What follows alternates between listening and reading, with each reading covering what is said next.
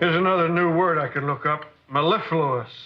When did you start looking up words, George? Remember last week when my friend Dutch had his appendix out? I went to the hospital, and they said he was in the solarium.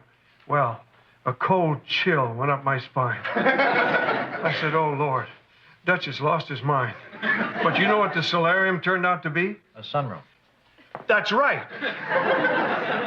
Well, if I'd known that Dutch was just getting a tan, I wouldn't have run screaming down the hall. I looked strange, Dick. That's when I decided from now on I'm going to look up all the words I don't know. Oh, my marmalade's touching my eggs. I hate that. I hate it. I hate it. I hate it. Don't you think Stephanie is being a little too fastidious? Having high standards. I looked that up yesterday, Dick. You keep it up, you're going to be a regular thesaurus. I'll be right back.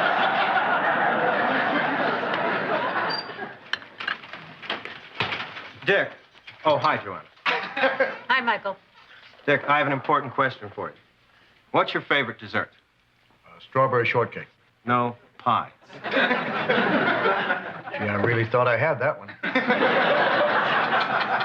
Why pie? Because that's what I told the Pie Bake-Off Committee, and they made you head judge. Well, I don't want to be head judge. Who does, Dick? But this is a great opportunity to publicize your show. Look, Michael, that's not the image I want for the show. It's not dignified. I mean, judging pies is not something that, say, Edward R. Murrow would have done. I happen to know he would have, Dick. No, he wouldn't. Yes, he would. How can you say that? Dick, we can go round and round with this all day. The point is, do more of these promotional type events, and we'll be able to attract the big names to Vermont today. Not sleeping pills like that writer we've got Sunday. Gabriella Pudney. Who? Exactly. Michael, can't you get me out of this contest? It'd be a lot easier if they'd asked for you in the first place, Dick, but you sort of volunteered. Well, all right, as long as I'm getting what I wanted. Michael, I thought I heard your voice. Stephanie, how are you? I'm okay now, but I had marmalade touching my eggs. Oh, I hate that. I hate it. I hate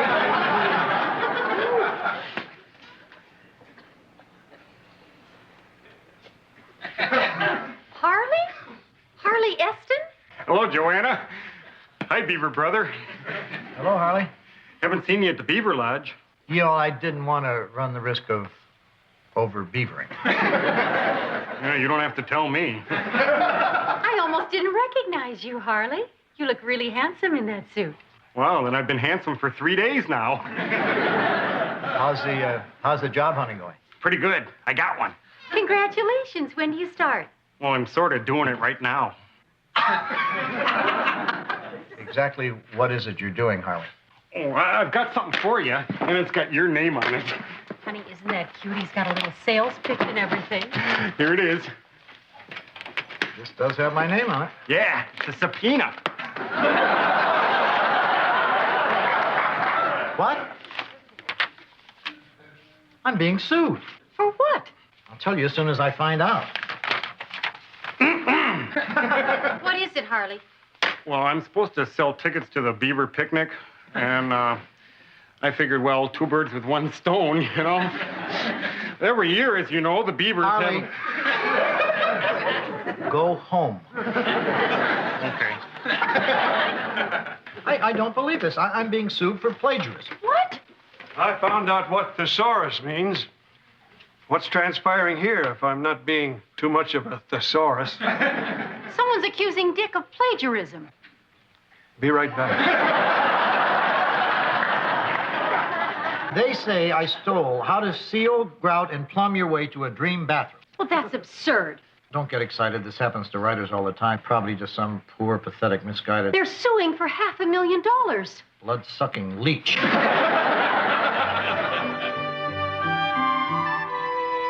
Nelson, I never heard of this guy. I never read his book. I mean, I thought of this myself. I typed it myself. I'm innocent. Dick, this is all very useful.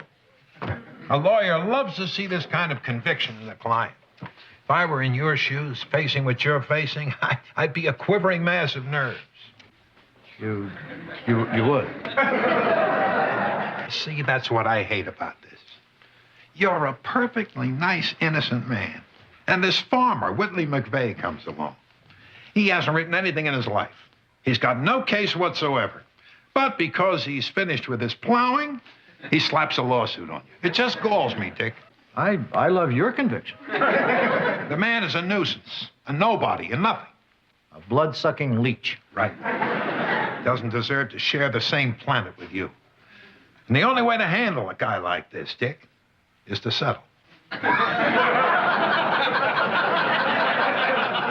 Dick, settling is the only way to go. But I'm innocent. You're coming at this with a layman's point of view. You're obviously confusing innocent with not guilty. And I guess they're light years apart. Welcome to my world, Dick. See, what you have here is a large window of vulnerability. And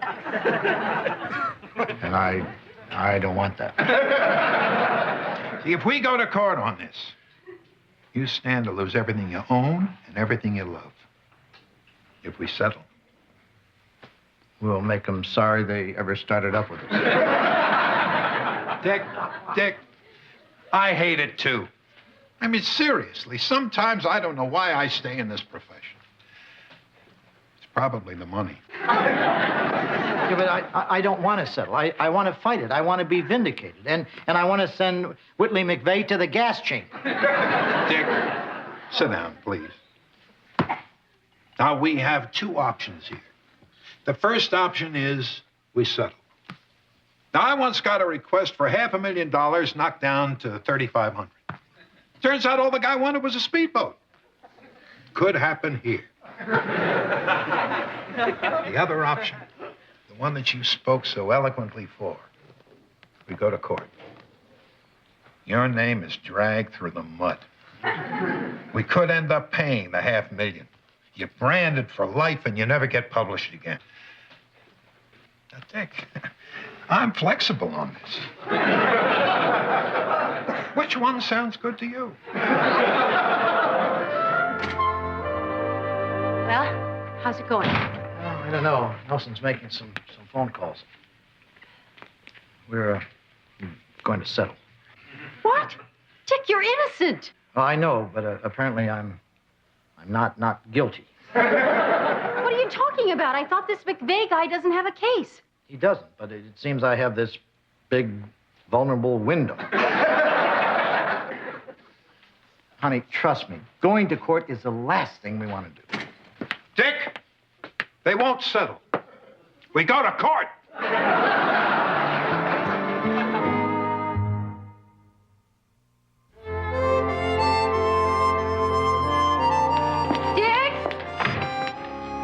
Dick, have you seen this?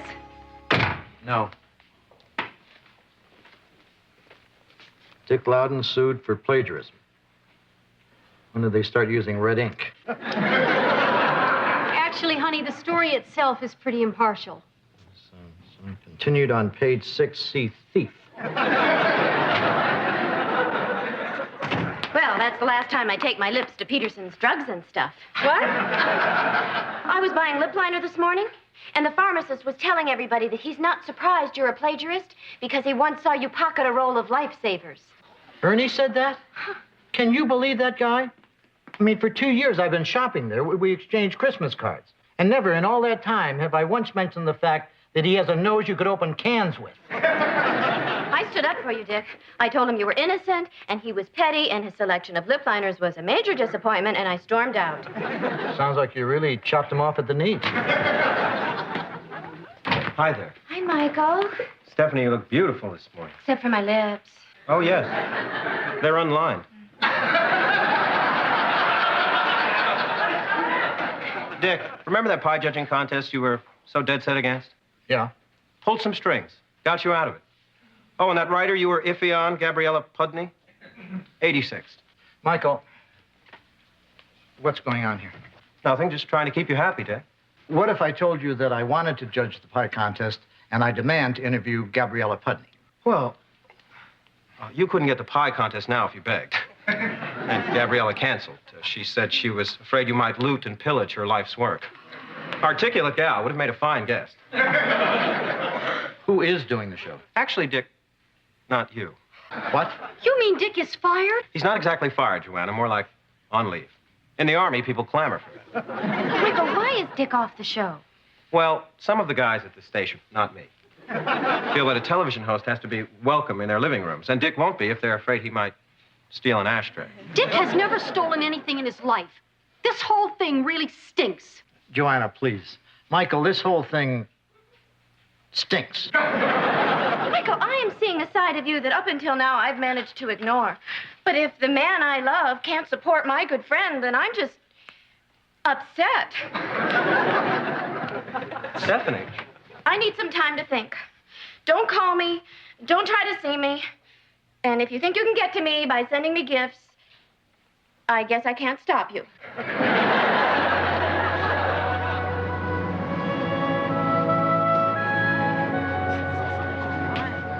Good turnout.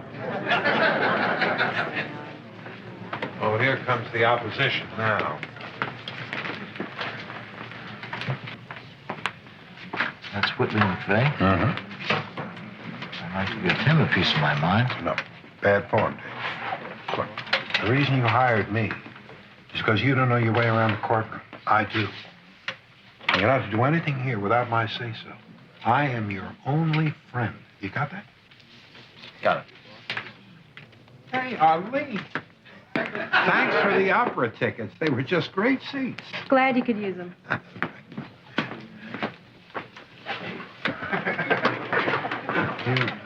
You want to ask him to sit with us?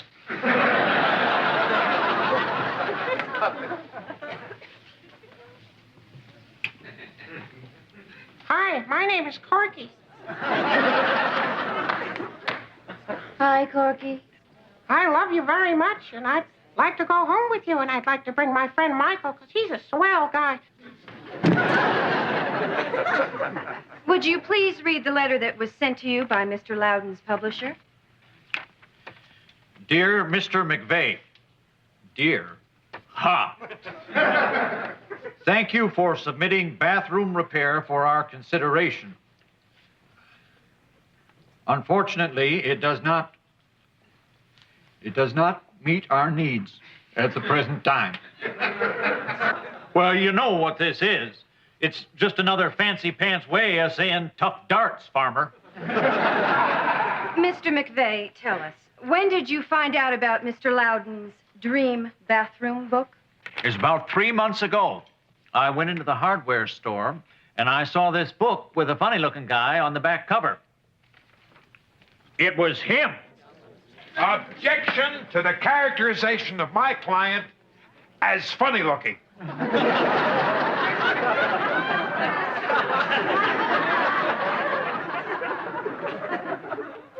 Sustained. And then what happened? Well, I bought the book. It was the same topic as mine. Had same number of chapters, same publisher, same everything. Well, about a week later, it hit me. He stole my book. Objection. Sustained. Your witness? Thank you.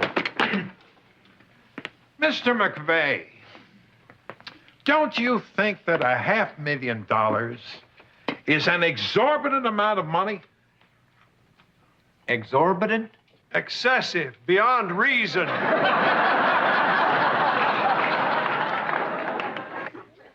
Mr. Utley, let me ask you, why does Mr. Loudon require the services of a handyman? To do stuff around the inn. But Mr. Loudon is a how-to expert, isn't he? Why doesn't he do stuff around the inn himself? Well, I never thought about that. I guess maybe it's because Dick isn't real handy. Oh, he isn't. No, he does keep saying those who can do, and those who can't write books telling people who do how to do the things they do.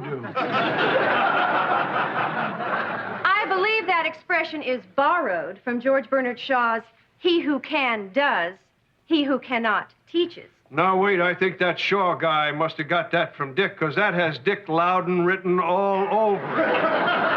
Thank Thank you, Mr. Utley. Mr. Loudon, I'd like to read a little to you, if that's all right. Sure. You have Treasure Island?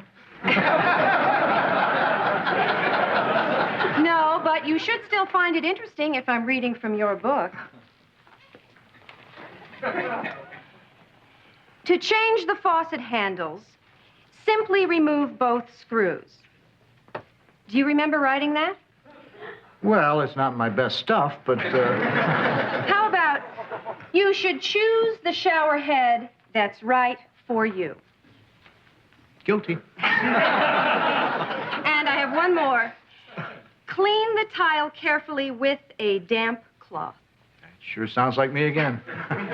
Your Honor, let the record show that the passages that I have just read aloud, which Mr. Loudon identified as his own, are from pages 6, 14, and 29 of Bathroom Repair, written by Mr. Whitley McVeigh.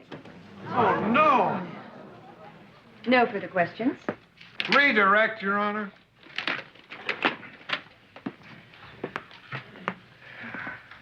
Dick, I'm taking a new tack. Stay with me on this. Mr. Loudon.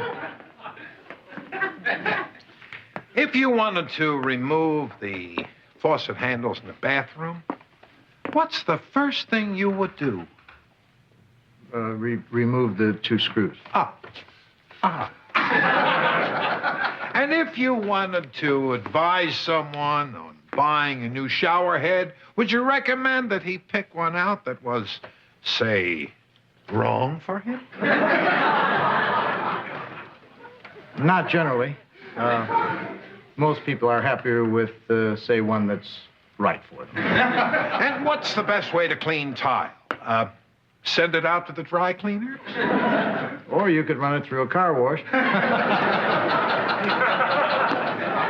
Actually, the best way is to wipe it with a wet cloth. So when you and Mr. McVeigh were writing these things, you were simply reporting the facts. With a capital F. What you're really saying is anyone could have written that book. What? Your Honor, I ask you, how can Mr. Loudon have stolen material which he himself admits could have been written by any fool? Nelson. By a child of 6. By a monkey with a typewriter. By a child with a monkey with a typewriter. By Mr. Whitley McVeigh. By Dick Loudon. What difference does it make? Objection. You're objecting to your own attorney? Well, they certainly aren't going to object. Your Honor, may I speak? You may. Of course, how-to books on the same subject have similar passages. But, I mean, how many different ways are there to, say, remove the 2 screws? Remove one screw, then the other. Remove both screws. See those screws? Take them out. What's the difference? I'll tell you what the difference is. May I please have Exhibit A and B, please? Please.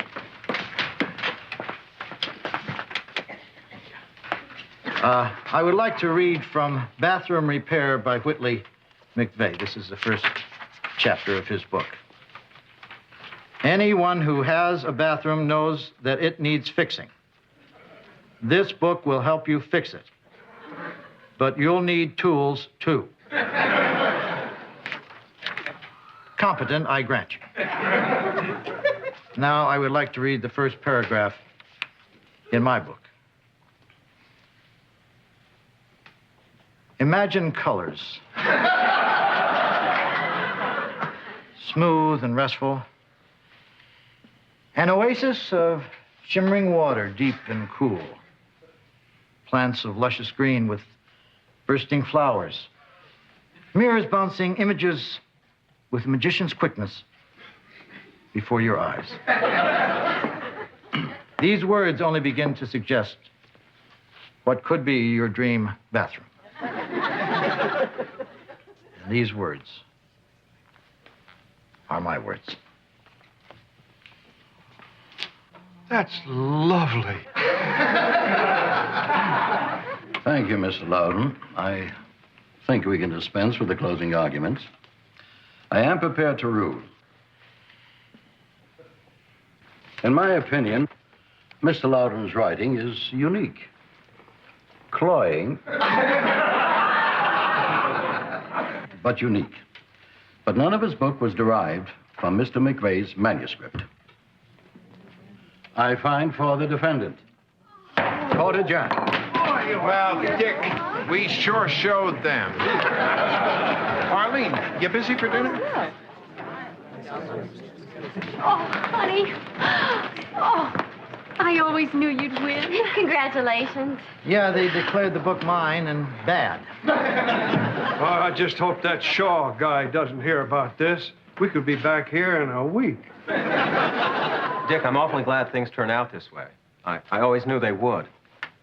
In view of this verdict, I'm officially authorized to invite you back into the Vermont Today family. I hope we can let bygones be bygones. Michael, I don't know. You behaved rather badly. I really... Come on, Dick.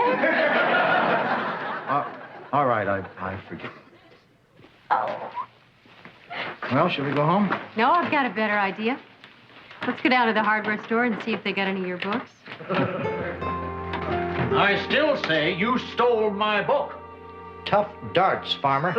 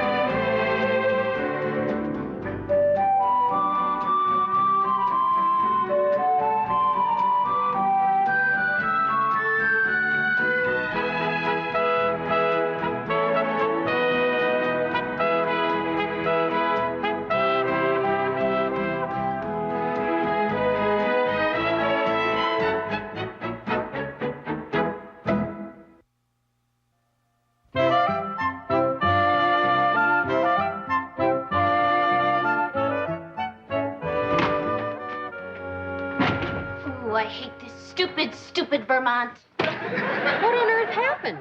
I was pulled over because my headlight or something wasn't working. And when the policeman saw my Rhode Island license, he said it wasn't any good here. Because it's from out of state? No, because it's expired. Stephanie, it's not Vermont's fault that your license expired. Yes, it is. It was a Vermont policeman who pulled me over. And then he gave me this encyclopedia to study and said I have to take the test Thursday. This Thursday. There isn't enough time. That's plenty of time to study. I'm not talking about to study. I'm talking about to get ready for the picture. I'll barely be able to get my hairstyle, let alone do my nails. Your nails won't show. It's just a picture of your face. Joanna, it shows on my face when my nails aren't done. Stephanie, everybody's driver's license picture's terrible, but nobody cares. You should see Dick's. Honey, show Stephanie your driver's license. Honey, you know I don't like to show it to people. It's just Stephanie. Come on, I'm trying to make a point.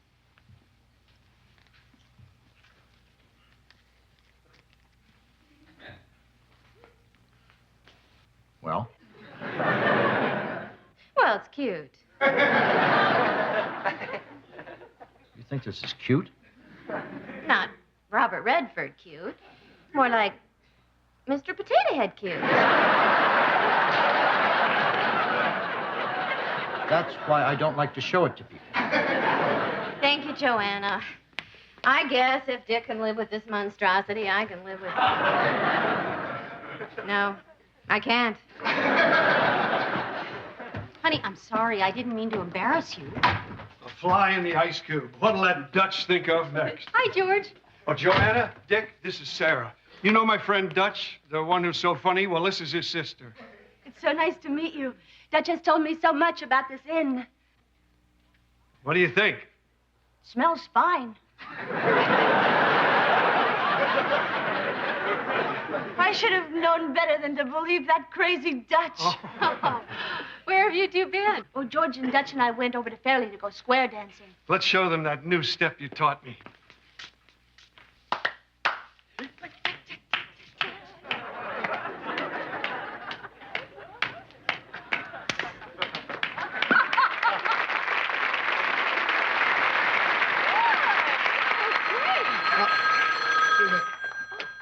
Stratford Inn.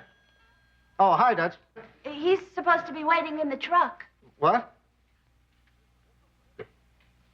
There's a missile crisis. You're kidding. You are kidding. Yeah, you really had me going there, Dutch. Yeah, what are you calling about, Dutch? Well, why didn't you just come inside? I guess you're right. A missile crisis is funny over the phone. Right, goodbye. Sarah Dutch is at the cafe next door. He says if you aren't in the truck in 2 minutes, he's going to write your telephone number in the men's room. I better go. It was nice meeting you. Oh, you too, Sarah. I'll walk you to the door. I had a real nice time.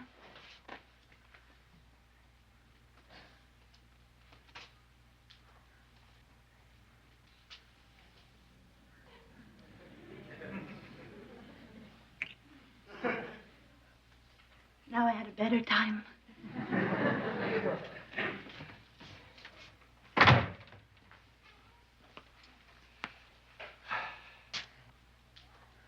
Well, good night. George! Yeah? You really like Sarah, huh? Yeah, we kind of been seeing each other for a few weeks now. George, why didn't you tell us? Well, I was afraid you'd tease me. You know we'd never do a thing like that. No, we never do anything like that, George. She's, pretty special, huh? Come on, Dick, you said you wouldn't tease. I'm not teasing. Well, then how come you're smiling? We're just happy for you, George. Now you've got Joanna doing it. We're sorry, George. She seems very, You're smiling. She seems very sweet. Jeez, can a guy go on a date without people ribbing him to death? Looks like George has got a girlfriend. Let up, will you, Dick?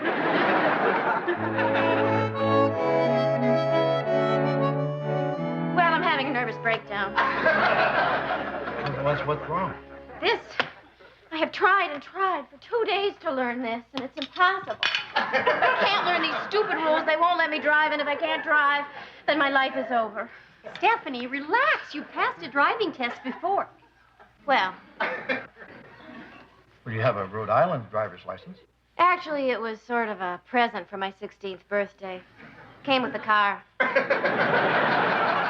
why don't you go upstairs and study a little more, and if you're still having trouble tomorrow, I'll help you. All right, I'll try. Can't believe my life is ruined because of this stupid Vermont. Morning, George. Morning. Oh, George, looks like you had another date with Sarah last night.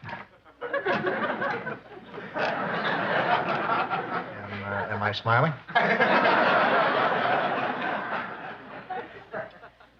You went out on a date last night? Yeah, Sarah and I went on a midnight picnic. She says that's the best time to go. All the ants are asleep. She was joking, Dick. You can smile.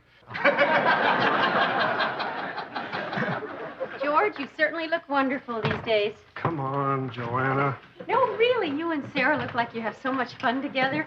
Yeah, we really get along, and we teach each other things, too. That's important. What kind of things? Well, she's teaching me to square dance, and I'm teaching her how to rivet. Well, that'll come in handy when you build your dream house. Or a bridge. Well, I think it's sweet. I've got a lot of work to do. Guess I'd better get along. Don't you want some breakfast? No, thanks. I'm not very hungry these days. Isn't that darling? What? George has lost his appetite because he's in love. Oh. Remember how you lost your appetite when we first started going out? Oh, yeah.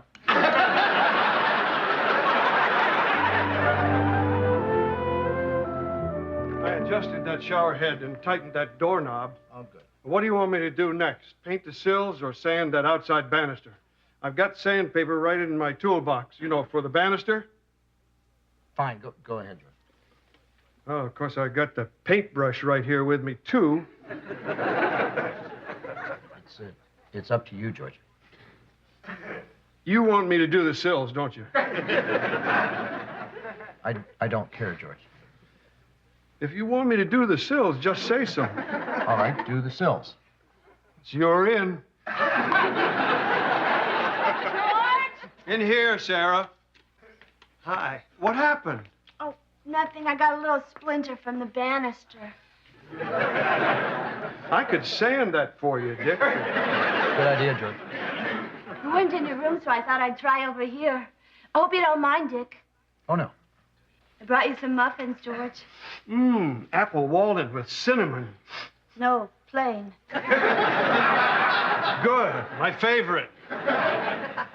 Is this your study? Yes. Where are the bones? Oh, that Dutch. When will I ever learn? Don't feel bad. He almost got me with that one, and I live here. Oh, I know you're busy, so I'll run. Oh, George, do you want to go to the movies tonight? Exploding Planet is playing. I hear it's very good. Oh, that's the one where the planet explodes. Gee, Dick, now you gave away the ending. We can still enjoy it.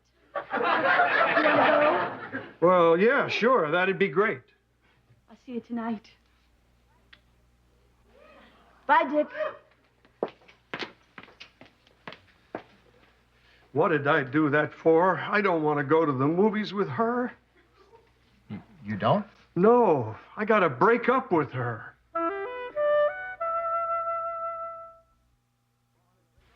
Why do you want to break up with her? Because she's getting awfully serious.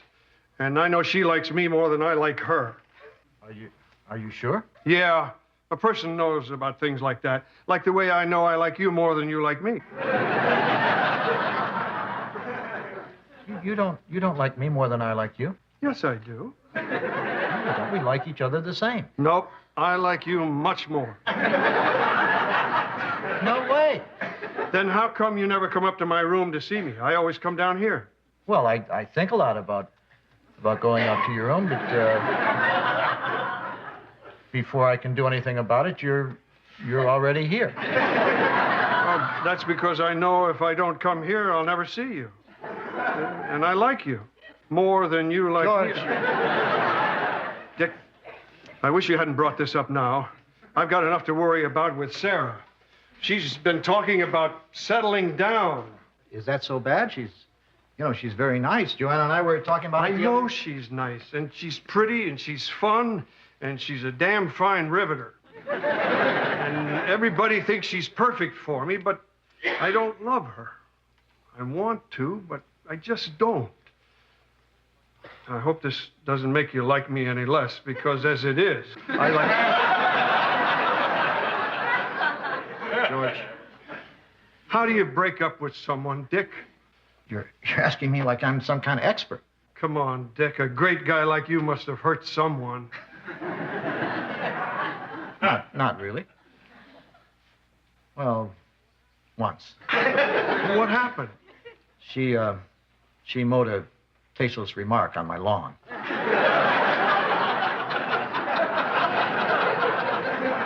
I just hope Sarah doesn't cry and scream and fall down on her knees and beg me to take her back. George, she's an adult. She wouldn't react like that. I always do.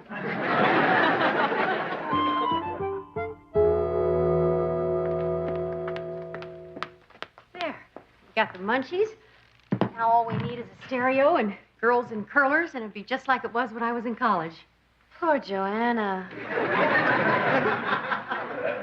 Oh, you were describing a happy memory. I'll get some sodas.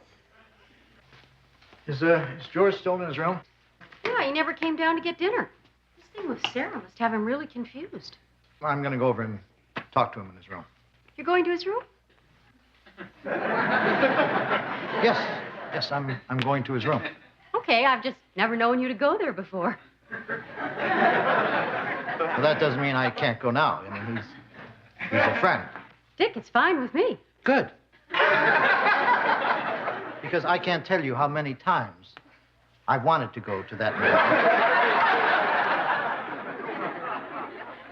I've just never gotten there. Maybe you should see a travel agent.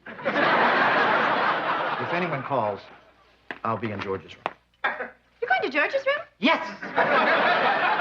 I'm going to be in George's room, okay? He's been cranky ever since I called him Mr. Potato Head. Come on, sit down. Well, I'm feeling better. I think I'm getting the hang of this studying stuff. Great. How far have you gotten? I've got the message from the commissioner down pat. Good. I'll just ask you some questions. But don't yell at me or I'll cry. Don't worry. Okay. Is driving in Vermont a right or a privilege? All right. Well, it's kind of a right, but it's more of a privilege. I got it wrong? Yes, kind of. I'll never pass this thing. If I can't drive around in a convertible with the wind blowing in my hair, what's the point of having a head?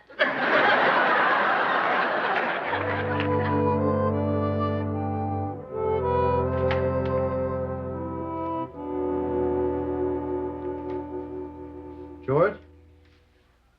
Dick?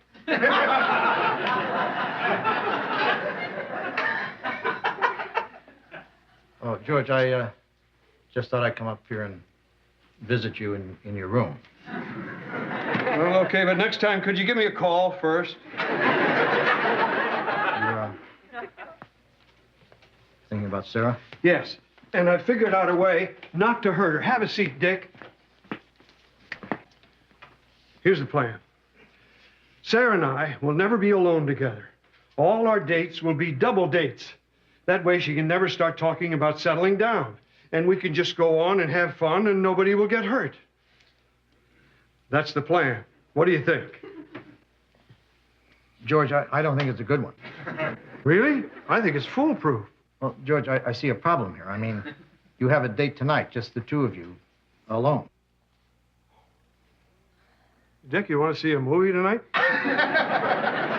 No, George. It's Exploding Planet. No, George, first of all, Joanna is busy helping Stephanie, and second of all, nobody wants to double date with someone who's double dating just to avoid breaking up. Well, sure, you're just saying that to shoot holes in my plan. George, it's not a plan, it's a hole. But you have to come. I can't be alone with her tonight. She'll start kissing me and telling me she loves me, and then I'll have to tell her the truth. George, I can't. I wouldn't feel right. I guess I understand. Good, George. I wouldn't want you to do anything that rubbed you the wrong way. No, I appreciate that. I'd do it for you, of course, but that's because I like you more than you. All right. I'll do it, George.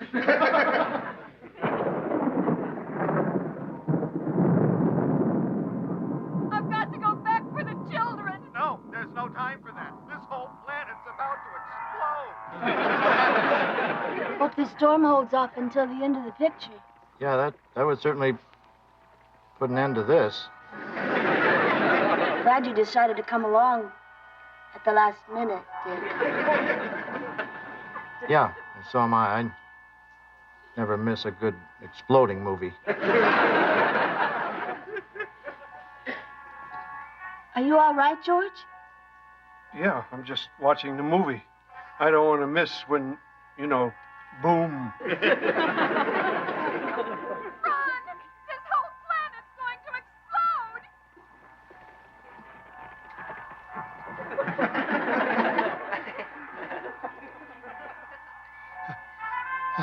Achoo! George, I think you're catching a cold. No, I'm fine. I told you.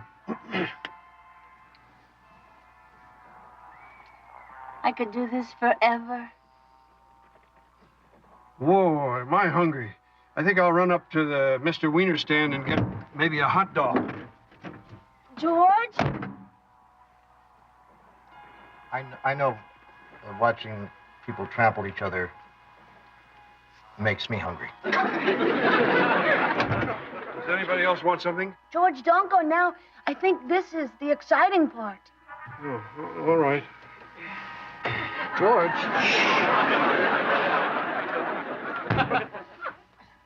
Really? This time I mean it. This whole planet's gonna explode. George, is something wrong? No, everything's fine. George, there is something wrong, isn't there? Is he all right? He's fine. Tell her you're fine. I'm fine. He's fine.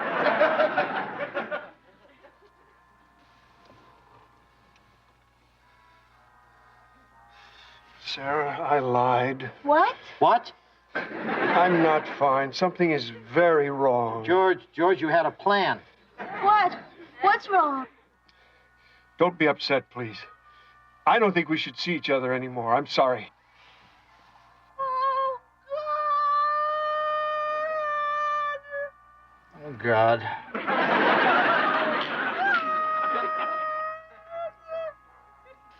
Okay. Not for me to make a vision, Mr. Wiener. Sarah, I was hoping you wouldn't take it this way. I can't help it. I always cry when my heart's ripped out. This is ripping my heart out. Then why did you do it? Sarah, have you ever bought a hat? What? When I go to buy a hat, I'll look over the whole rack, and one of them will seem to say, "Hey, George, I'm the hat for you." And sure enough, when I put it on, there's something about that hat that feels right. It may not be the nicest hat or the prettiest hat.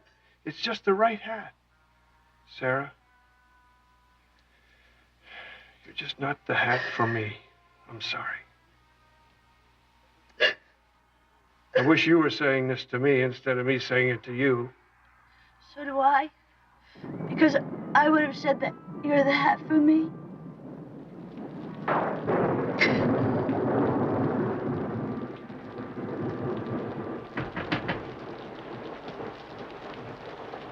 Just a minute, Dick. Boy, this is worse than I ever dreamed it would be. I'm not having such a great night either. George, are you sure about this? I hope so. Hold your horses, Dick. Are you all right? I'm all right. I guess things just don't work out sometimes.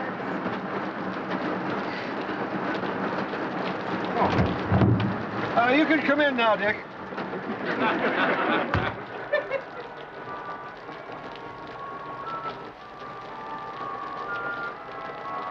better hurry. This whole planet's about to... Should have listened to him.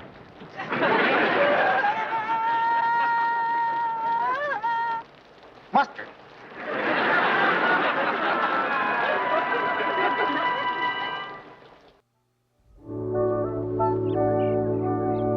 So, to keep out of the rain, I spent 2 hours at the Mr. Wiener stand. Honey, it must have been awful. Well, I got to meet Mr. Wiener.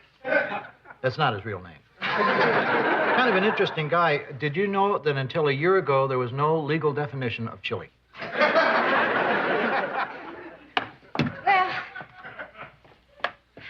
how do I look? Absolutely wonderful. Thank you. I'm off. Good luck on the driver's test.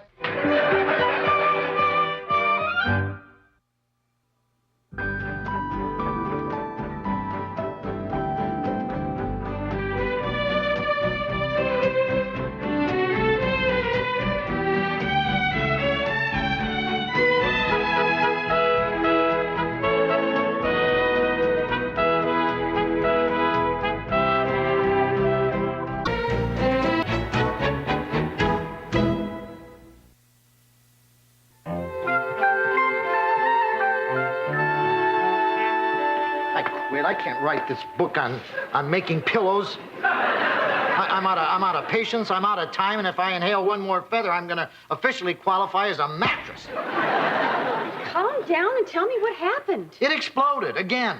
I'm going down to O'Shea's. Dick! No telling what time I'll be back. Dick, it's not even noon. Joanna, don't try to stop me. I need a milkshake. Dick, come on. You've never given up on a book before. That's because my other books were about things I knew about. Guy stuff, lumber, steel, bricks. Not things that can fly up your nose. Honey, I sew pillows all the time. Let's go sit down and I'll show you how. Okay, but if this doesn't work, I'm going to go down to O'Shea's and drink myself under the plastic clown. Hi.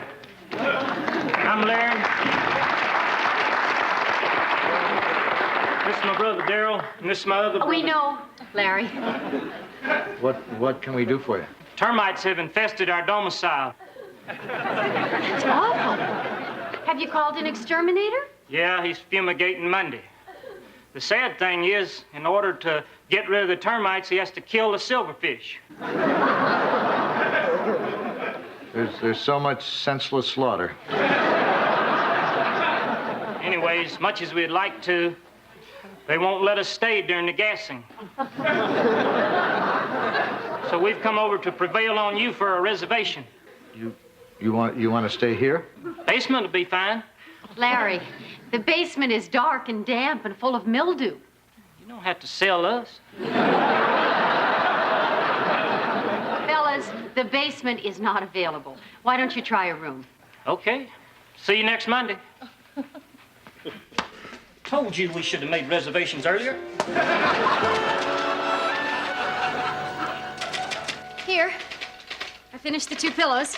Oh, thanks, honey, for being such a big help all this week. Wow, you're up to page 68. That's great. Here it comes. You want to do it this time? Oh, could I? That is fun. Thanks. Well, you earned it. I never could have finished this book without your help. Oh. You know, maybe I should put your name on the book too. Okay. Oh, okay, what? Okay, I accept. I'd love to have my name on the book. Thank you, honey. That is so you. It is? Yes. Unless you didn't mean it. No, of course I meant it. If I didn't mean it, I shouldn't have said it. George, guess what? Dick's going to share writing credit with me on his book. Oh, that's terrific. That's so him. Joanna. Dick, Joanna just told me the good news. And don't worry. The fact that you didn't write this book by yourself doesn't make you any smaller in my eyes. If anything, I think the same of you. Thanks, George. Hi, all. Ty and Randy are back. Did you have a good time skating? Are you kidding? How could we not have a good time looking this cute? And going like this? Guess what? Dick's making me co-author on his book. Oh, is that exciting? Yes. Oh, wait a minute. That is exciting. That means your picture will be in the back cover. I guess so. Will it? Well, if I didn't want your face on the back cover, then I wouldn't have put your name on the front. My congrats, Joanna. What a plum for you. Dick, what a touching gesture. Oh, I'll get that. You're burned out, right? No. Well, good, because I wouldn't want this teaming up business to spill over into the show. There's no budget for a co-host. There's no need for a co-host. Or budget. Michael, do you want to go make some cocoa? Yes, he does. Yes, I do. Dick, I know how it feels to be burnt out. There was a time in my life when I thought I'd never open another drain. But to make a long story short, I did. That was the people in room 5. They need more towels, and they said it was very sweet of you to share credit with me on the book. Hi, I'm Larry, party of 3. Yes, we know, Larry. We have a room ready for you. Guys, we don't allow pets. He ain't a pet. He's our travel alarm.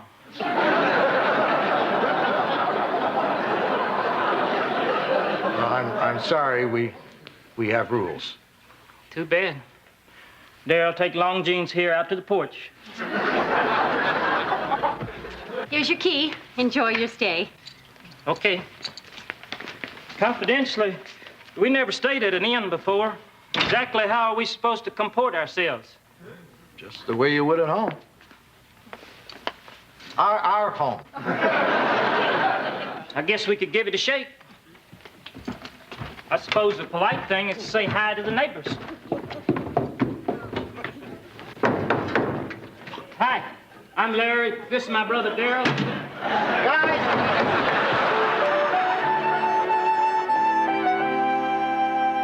Elliot, you're my agent. You're supposed to be supportive. Well, calling me a has-been burnout is not supportive.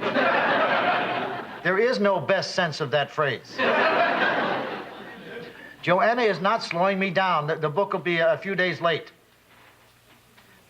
Elliot, what's that static? Alka-Seltzer. Well, listen to this. This is a dial tone.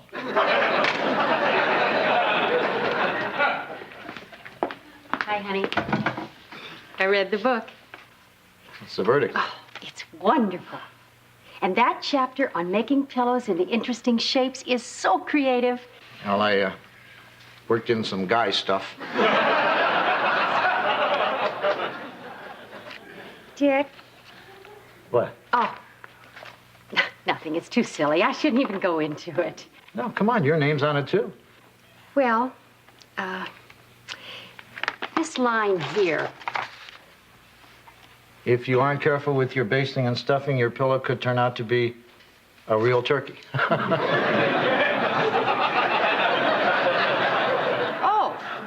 Oh, it's supposed to be funny.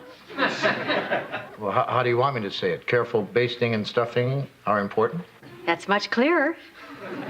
It might even be funnier. Now, this line here on page 13, is that supposed to be a joke, too?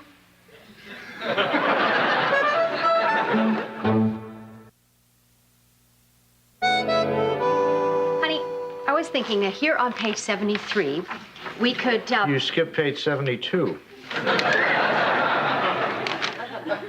I like 72.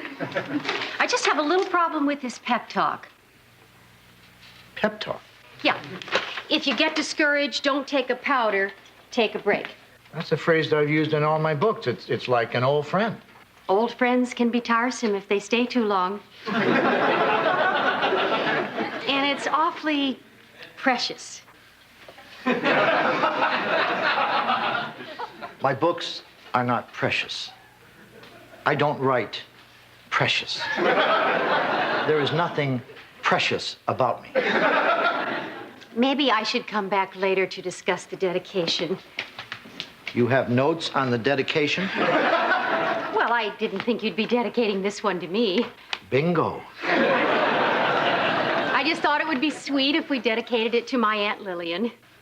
The one who tried to kill me? Dick, she's a lonely old woman. You were stealing her favorite niece, and the lawnmower just got away from her. What am I supposed to say? To Lillian, thanks for veering? Well, you may not get along with her, but I love her. She didn't mow you. And she's not going in the book. That's the dumbest thing you've said tonight. Are you saying my suggestions are dumb? Bingo. Well, then, take my name off the book. No.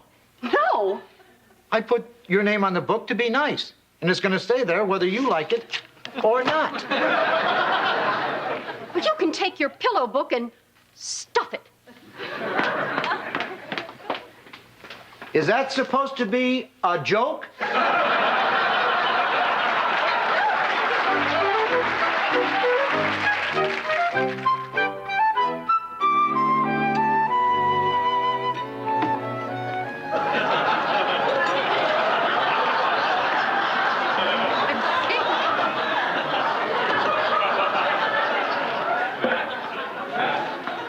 Excuse us. Could we have a word with you?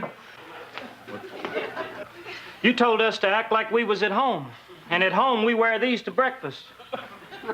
But upon taking a visual poll around the room, it appears that these people are wearing something over their dainties. Yeah, it's a custom. We stumbled on it one day and just stuck with it. Well, it would have helped us if you'd have laid out the rules more plainly. Or is this some form of hazing you do to the new people? No, and it might be better for you and for everyone eating if you put some clothes on.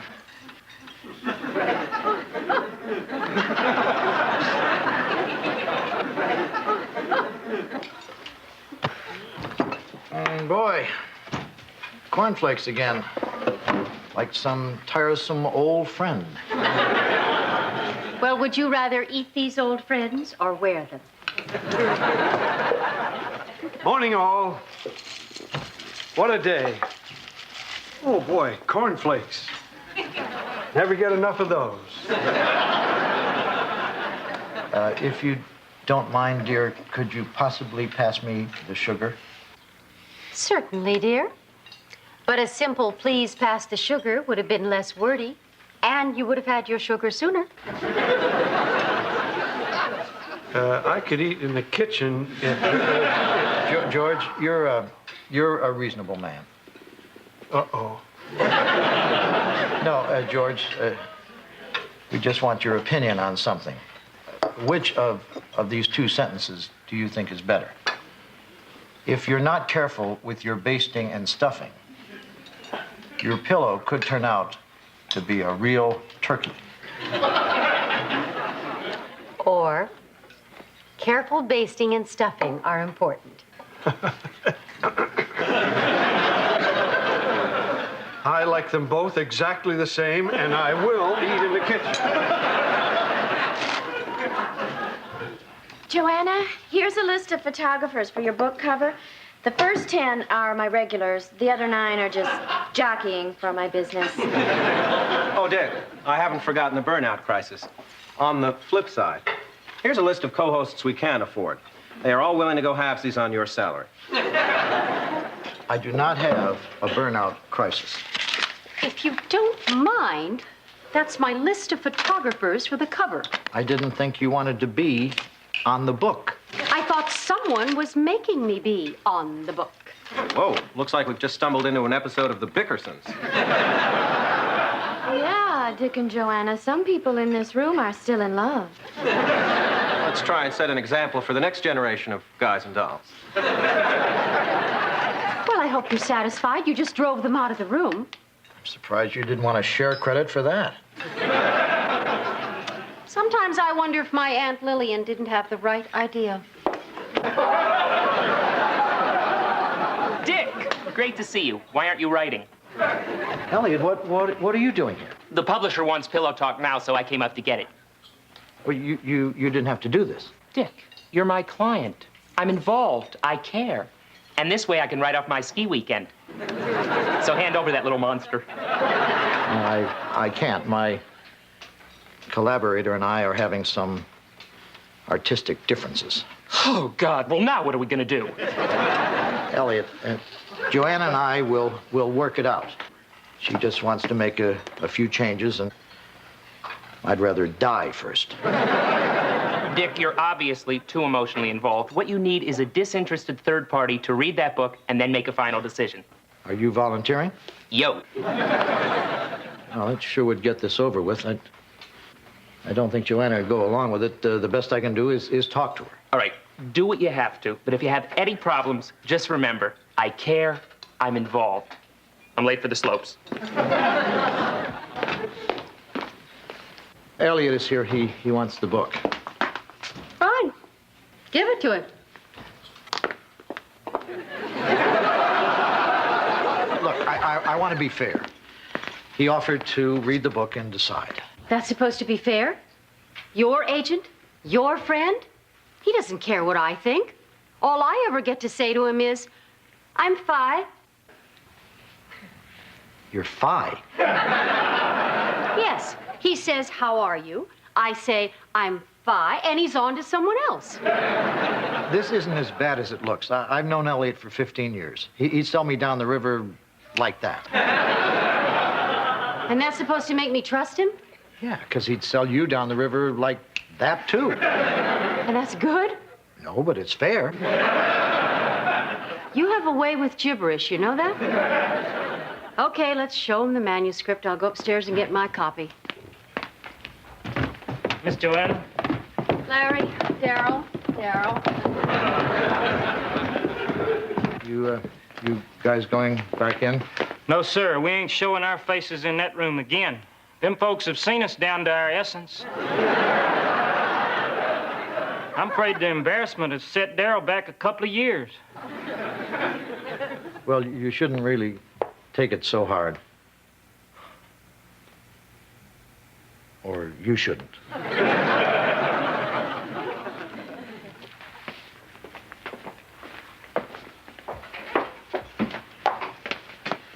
Oh, guys, are you going to be out of your room for a while? I need to get in there.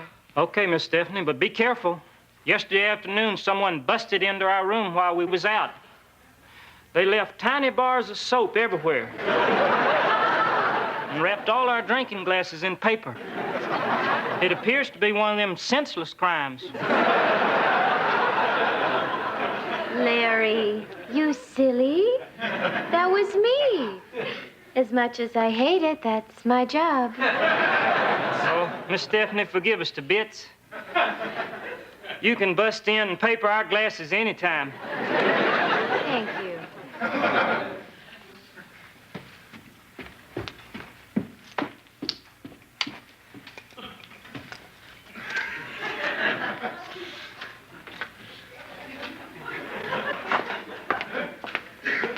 Guys, we prefer you didn't whittle in here.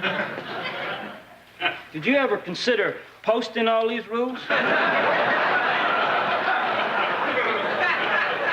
Well, there are plenty of other things to do around here. Why don't you play a game? George, why don't you show the guys how to play Monopoly? Sure thing.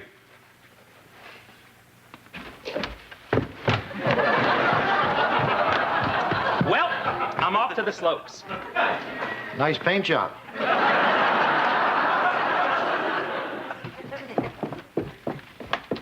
Okay, here it is. Joanna, how are you? I'm fine. Well, Dick, gotta ski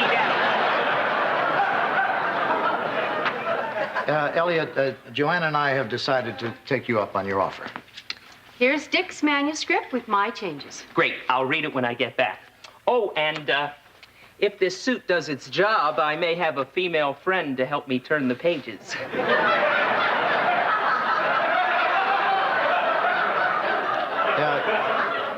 Elliot, read it now. You may be too depressed at the end of the day. Okay, let me see that thing. Well, if the first page is any indication, your version has more flow, Dick. Elliot, read the whole book and be impartial. Impartial. Gotcha. When I say impartial, I mean impartial. Right, Dick. Elliot, where are your damn ears? Listen to me. We want a fair, unbiased reading of the book. Well, if you mean it, Dick. I'm gonna need some Alka-Seltzer. There's some in there. What about water? Rough it.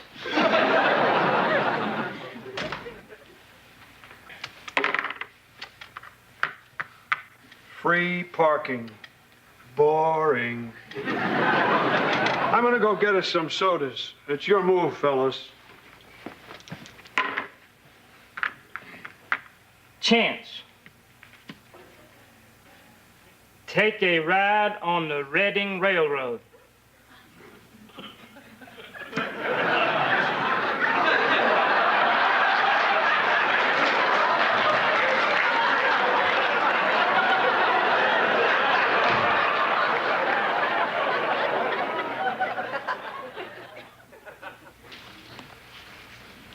Dick?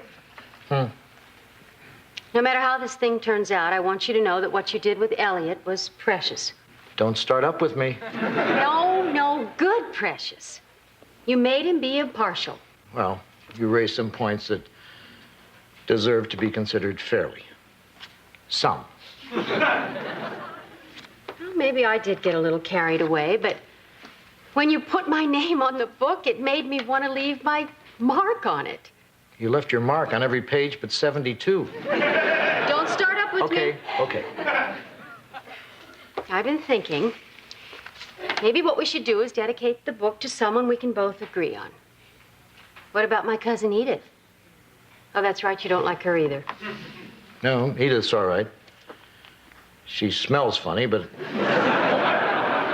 at least she's not an assassin. Well, I don't have to read any further. I have real problems here on page 8. Elliot... Come on, let's save this baby. Now, the publisher said he wanted a simple book on pillows. Why are you complicating it with all this creative crud? Pillow hand saws? Pillow power drills? Get real. Ellie, that's the one thing that Joanna and I always agreed on. Yeah. Well, sure, you love it right now, but see how easy it lifts out? So much for creativity.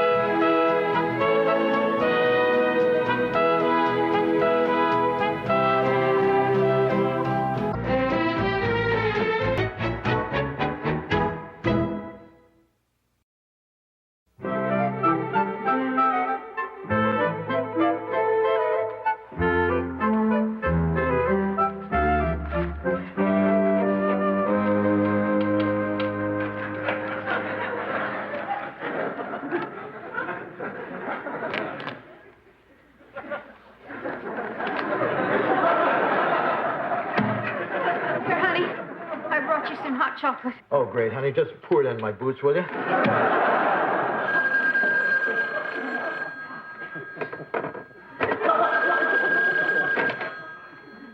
Hello? Yes, Mr. Palmieri. Yeah, we know your room is cold. It's a problem with our thermostat. Yeah, but our handyman should be back with a new one in just a few minutes. Well, I seriously doubt that your nose is going to drop off. Well, then stop pulling on it. Oh, George, what took you so long? Oh, I'm sorry, but some kids ran their snowmobile into the river, and I helped them get out. Are they okay? Fine, and I've got the thermostat right here. Oh, thank goodness. Don't believe this day. It isn't enough. I have to walk around hiding my figure in these. You look adorable. I look like a burrito. And if that isn't enough, they interrupted the top 20 countdown on the radio 19 times with the same stupid news bulletin. What news bulletin? Oh, about some stupid guy who risked his stupid life to save some stupid kids who drove their stupid snowmobile through the ice into the stupid river. Did they say who this hero was? No, that was the stupid part. Nobody knows. He just dropped the kids at the hospital and disappeared. The whole town's looking for him. Why does everything happen to me?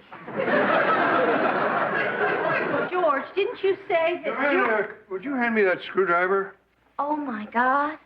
I know who it might be. Michael. You're Michael? It all fits. He hasn't called tonight, and the radio said it was a selfless hero. That's Michael. You're Michael? Oh, I've got to call him. What is he thinking of risking his life like this so close to the winter carnival? George? You're the hero, aren't you? Oh, I didn't do anything anybody else wouldn't have done, so I just as soon keep it quiet. But, George, everyone wants to know who you are. They're all going to want to thank you. I know, and it'll be Biff Davis all over again. Biff Davis. He grew a potato that looked exactly like Clint Eastwood. They put a picture of it in the National Tattletale with a caption that said, "Go ahead, bake my day." Fans started calling him, mostly women who pretended they loved him, but they were only after his potato. And he couldn't sleep. He lost his job. He ate the potato. And then one day he died. I don't want that happening to me. George, I really don't think that's going to happen. Not if you don't tell. Well, if you don't want me to, I won't tell. Promise? I promise. Cross your heart and hope to die? Cross my heart and hope to die. Do you solemnly swear? George, I'm not going to tell, all right? What about you, Joanna? You won't tell, will you? No. That's good enough for me.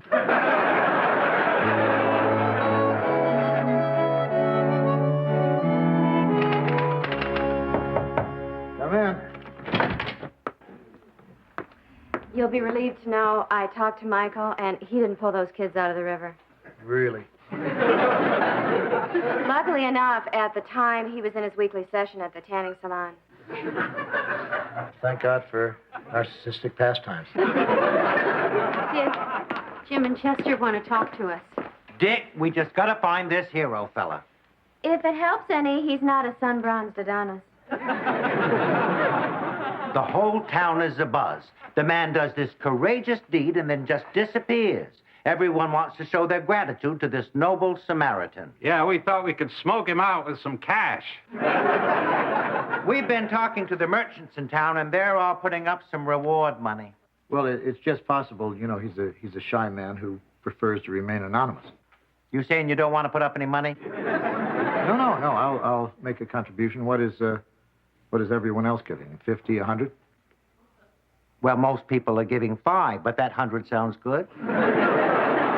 Okay, if I use the phone, I want to find out how much the other guys have raised. Help yourself.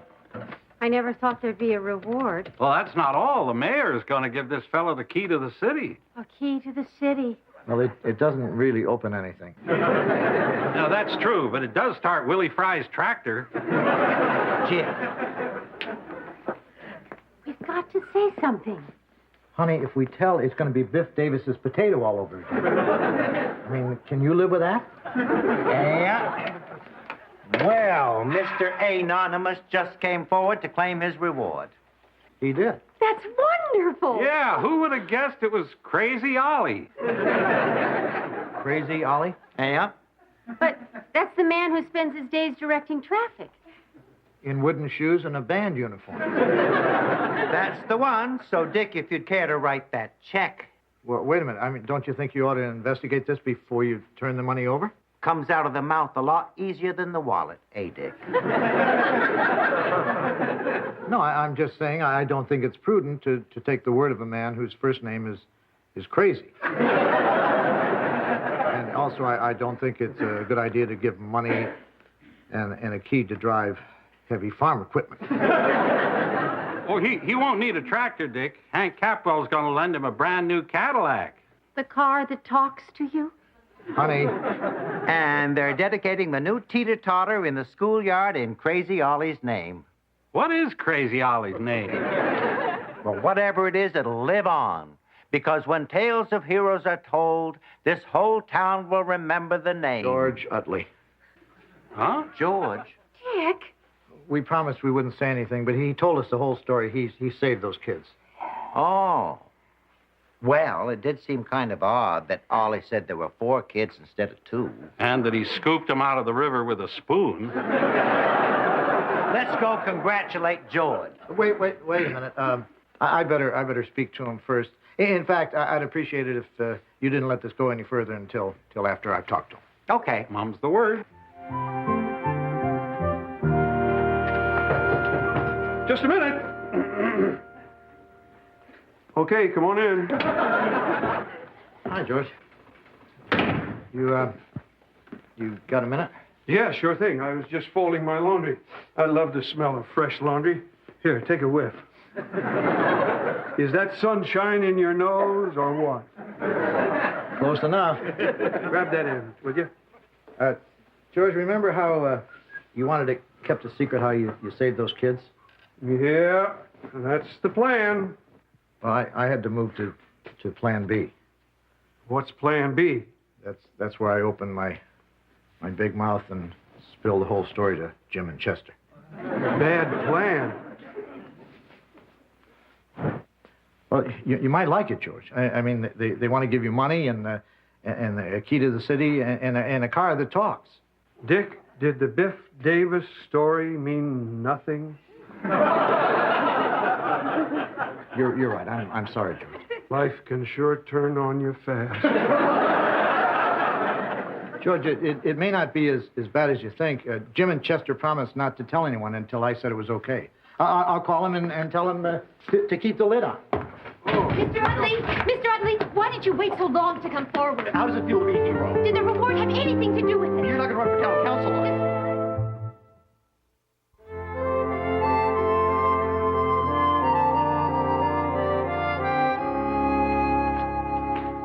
Honey, did you find George? No. I think he's avoiding me, and who can blame him?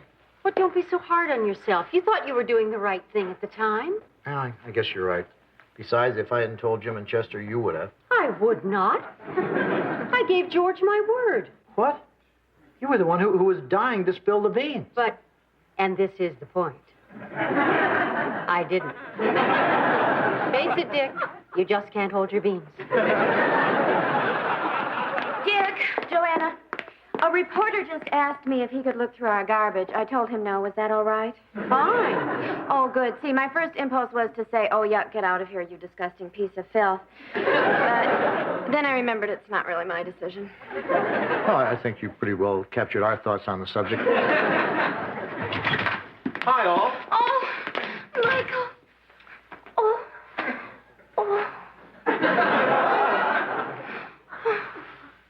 That was well worth the rumple. I'm sorry. It's just that when I remember the other night, it gives me the goosies. To think if you had left that tanning salon just an hour earlier, gone home by a different route, and hadn't had the radio on, too loud to hear the cries, it might have been you who dove into that river, and I could have lost you. I'm still shaking. Yeah, promise us you'll never take a chance like that again. Well, this calls for a celebration. I'm going to go moisturize this face and make you glad you didn't do anything foolish. Great. Oh, Dick, what pops into your mind when I say the greatest show on earth? The circus. Wrong. Vermont Today, starring Dick Loudon, with this Sunday's guest, George Utley. George is hot. George is now. George is what's happening.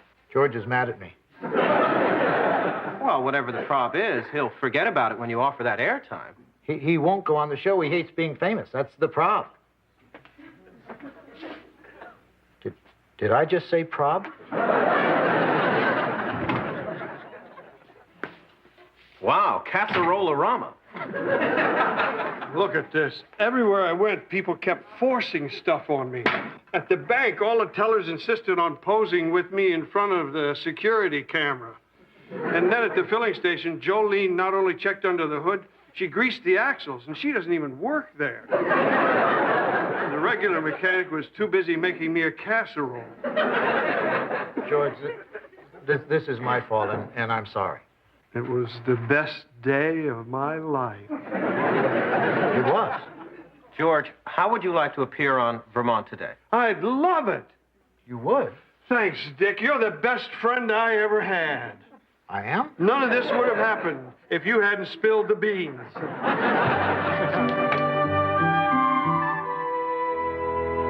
Dick, guess who's in the headlines again?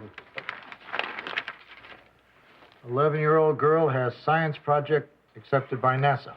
Well, not this headline. That headline. Local hero at groundbreaking ceremony for ice cream parlor. That's nice, George. Did you see my quote? Quipped Utley. Maybe I should do one shovelful for each flavor. That's pretty good.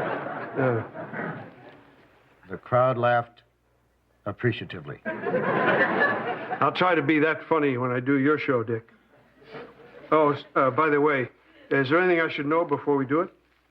Well, it's pretty straightforward. I'll simply introduce you, and then you tell what happened in your own words. Well, I was driving by the river. I saw the kids, and I saved them.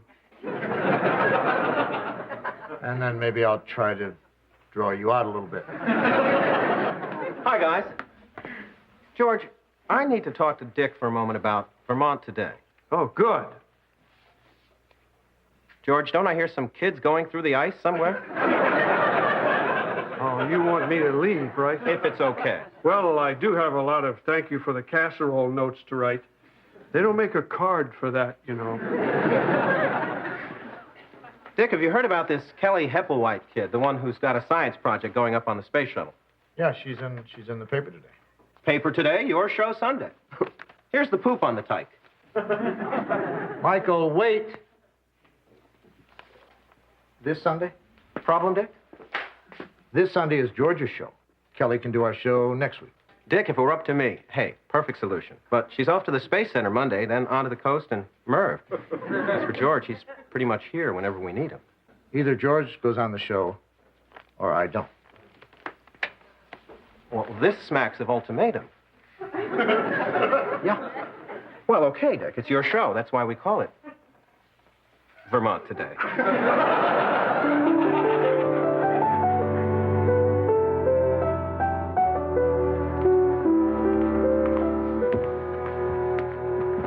And George, you'll be sitting here. Oh, maybe I should tell you, sometime during the program I might make a mistake. I thought I'd get us on one of those blooper shows. Dick, George, look who's here. Little Kelly Hepplewhite. This is Uncle George and Uncle Dick. Hi. How do you do? The girl with the science project. You know, Dick, when Kelly showed up accidentally so close to showtime, it kind of sparked an idea. But this show is Uncle George's show. 15 seconds to air. Places, everyone. Michael? No time, Dick. Michael? 10 seconds, please. Thank you for having me on the show. I needed some practice for Merv.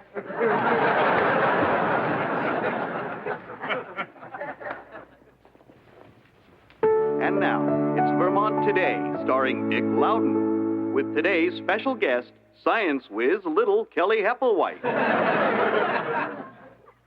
Hi, I'm Dick Loudon. Our really special guest is a renowned local hero you've been hearing so much about, the man who risked his life to save 2 children from an icy river, George Utley.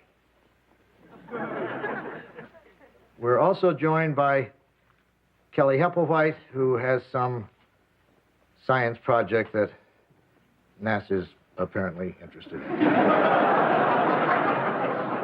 Interested? They chose me out of 4,000 kids. Well, it all sounds a little too complicated for us on this show. Oh, it's not that complicated, Mr. Loudon. I just wanted to see if seeds would know which way to sprout in a weightless environment. So what I did was, I took the plants, and if it turns out like we hope, maybe someday there'll be gardens orbiting the Earth. I think that'd be neat.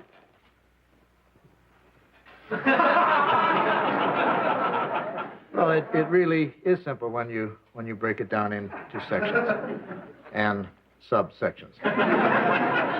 We'll be taking phone calls in a few minutes so you can hear the sound of another voice. But first, I know everyone would like to hear from George Utley about his heroic attempts to... We'll be taking your phone calls after we talk to George. I think you better answer that, Lick Loudon. Oops. I mean Dick Loudon.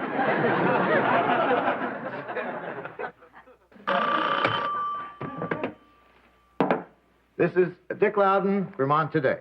Hello, Kelly? Yes? Don't all seeds sprout towards the sun? Well, everything changes when it's weightless, like in space. You know, see when the it's interesting. Weightlessness is not unlike a feeling a person gets when they're submerged in icy water. Isn't that true, George? Gee, Dick, I was in and out so fast I really wouldn't know. Well, let's get on to our next call. Vermont Today. Yeah, I have a question about photosynthesis. Oh, okay. Who would like to handle that? Me. I'll take it.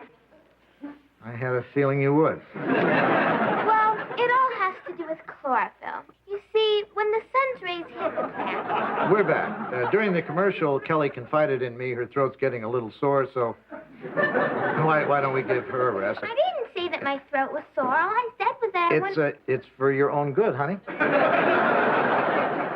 So in the few minutes we have left, let's hear from all those people who have questions for George Utley. There's nothing wrong with my voice. Vermont Today. I have a question for Kelly. Well, maybe you weren't listening. We're only taking questions for George Utley. Do you have a question for him? No.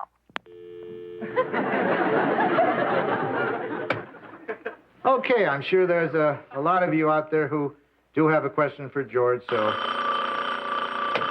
you're on the air. Kelly? Look, I'm not going to say it again. We're only taking calls for George Utley. Calm down, Dick. No, I've had it with these people. Call George Utley or don't call.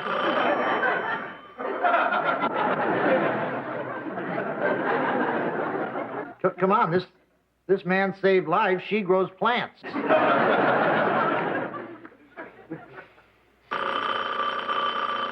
This better be for George Utley. Hello? I have a question for George Utley.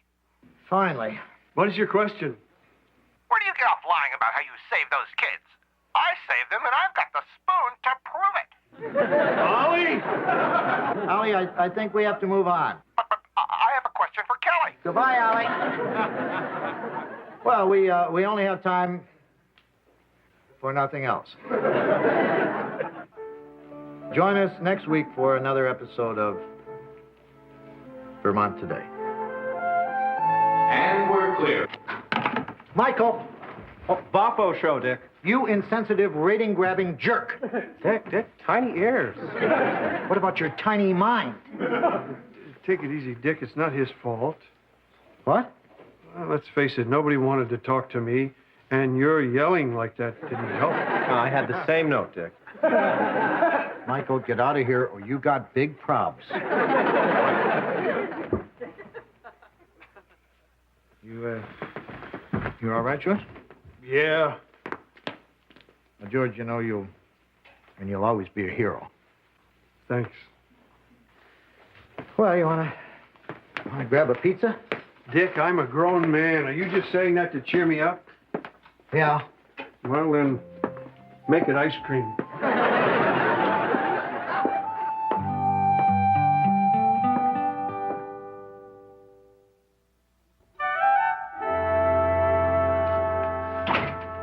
Well, I gave Hank Capwell back his car. It didn't even say goodbye. I'm sorry, George. Boy, you think you know a car? Hi. Hi. We'd like a room. And some friends of ours told us we should stay in the James Madison suite. Well, the James Madison suite is nice, but I really recommend you take the George Utley suite. It's the best room in the house.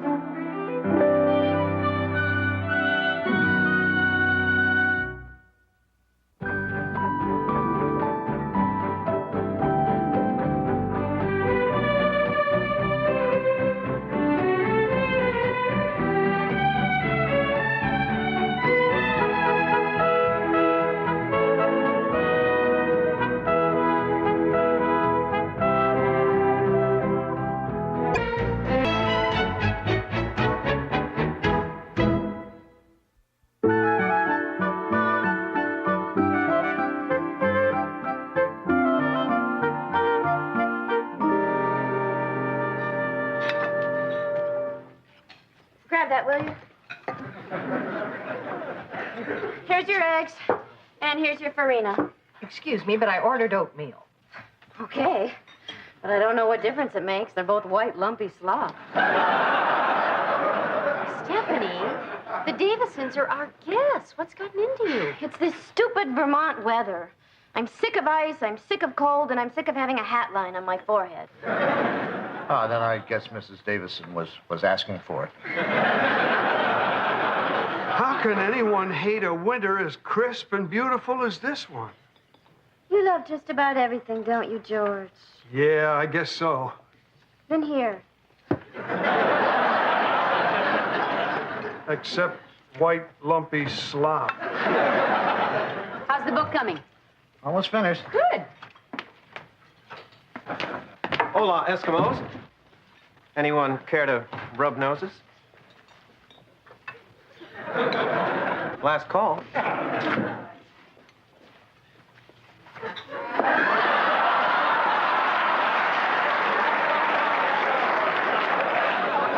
That's all you get from this ticket. Steph, don't tell me you're still miffed. Well, what do you expect? You canceled our vacation 3 times this winter. So until you get me someplace where you can't walk on the lakes, you can take your nose and stuff it. What was that? Just a couple of plane tickets to Bermuda I happened to stumble across. Oh, no! Bermuda! The land of sun and silly shorts. Dick, Joanna, I know before you booked all these rooms, you asked if I'd be on vacation, and I said I wouldn't, but now I will, okay? We asked for a few days' notice. You gave us 15 seconds. That's ballpark. Oh, no, Joanna, it's more than 15 seconds. I won't be leaving until... Day after tomorrow. Oh! And I'll only be gone... 7 days. Oh! But that means you won't be back until all these people have left. Oh! So it's okay? I guess you do have the time coming, Dick. Well, some of our guests will have to clean their own rooms, but I guess the important thing is that our maid have a tan. Are they understanding or what? Come on, I'll let you watch me pack. She's amazing. I didn't even have to ask. Looks like we'll have to manage without a maid for a while. We have for 2 years now. Oh,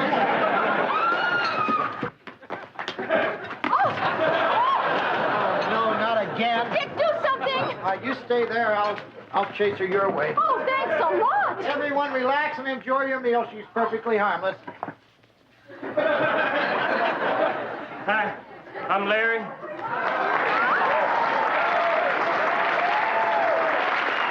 This is my brother Darryl, and this is my other brother Darryl. And that's our goat, Martha. Martha?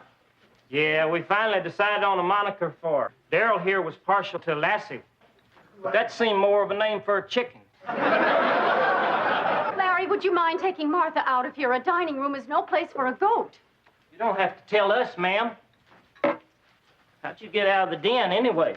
Larry, this is the 3rd time this week she's wandered over. She's butted the door open, she's scared our guests, and she's joined me in the shower. Well, if she becomes a nuisance, just let us know. Yesterday, she ate my shoes. Huh? Okay, we'll replace them. Darryl? No. That's okay. I think it'd be better for all of us if from now on you tied her up in the yard. Yard, huh? Well, okay. But I'm gonna have one honorary goat on my hands if she can't watch Soul Train. Come on, baby.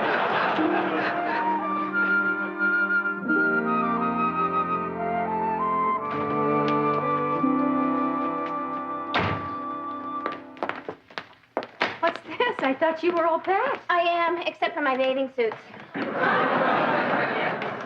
Thank goodness they're so tiny. What are you going to be doing? Living on the beach? Oh, I never go down to the beach. Why not?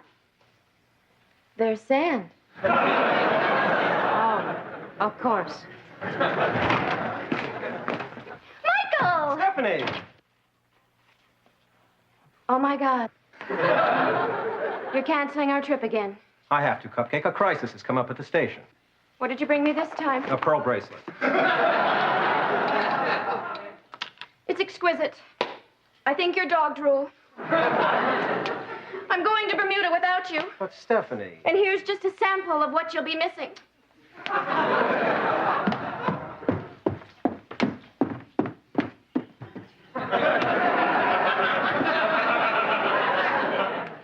Did she get dressed in the dark this morning? No, Michael is canceling their vacation again. What'd you get her? A bracelet. I can't figure it out. I spend and spend and spend, and she's still mad. Women. Yeah, we're scum. Sure is nice to get a little understanding for a change. Well, I'm sorry we had this chance to chat. Oh, no! Oh, my Lord. Whoa, cyclone time. The stupid goat ate my book. I thought they only liked garbage. No editorial comment intended. Looks like she only ate the first 3 chapters. I know how you feel. I can't finish them either. Michael, why don't you and Martha save me the trouble and throw each other out? Got a page I can use for bait? Come on, Martha. Who are you calling? I haven't decided. Either animal control or a tannery. You touch one thing on this desk and you're driving gloves.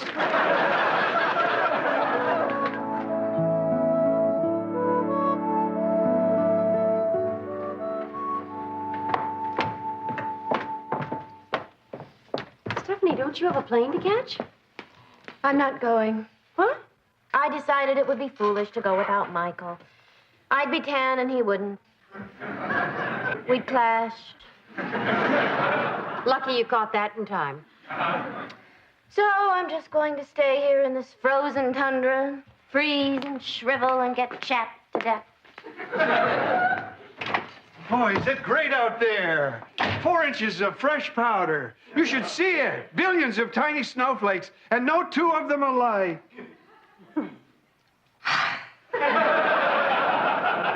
They are now. I'm sorry, George. She's a little upset. Well, at least it was quick. Joanna, would you give me a hand with this? I'm trying to piece together the undigested portions of my manuscript. Couldn't you just explain to your publisher why it's going to be late? Believe it or not, they look at you funny when you tell them the goat ate it. Here, I think I've got a match. Your pet should quickly adjust to his new home. If not, crush or chop it up into small, bite-sized morsels. I don't think so. You're the expert. Hi. I'm Larry.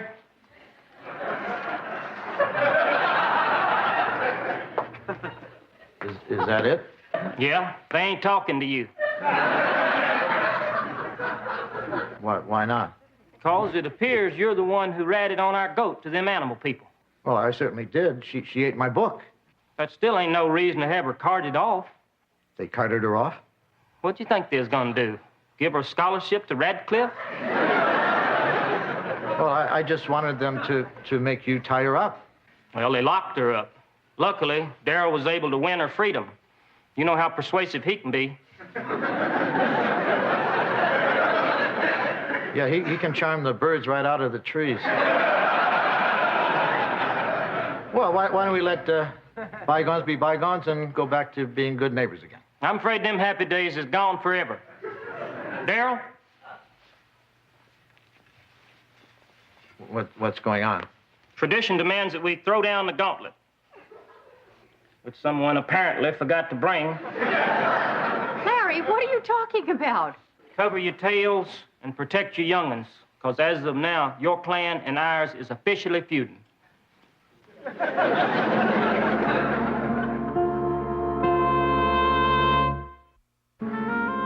Feuding? Yes, ma'am. By feuding, you mean you'll be real mad at us? Yeah? And that we're feuding. By feuding, you don't mean bang, bang, notify next of kin, Hatfield McCoy feuding. Couldn't say. Never met him. Fellas, by feuding, what do you mean? The rules of combat will be apparent soon enough. Well, no, they won't, because it takes two sides to make a feud, and our side isn't feuding. Okay, but you're making it awful easy on us.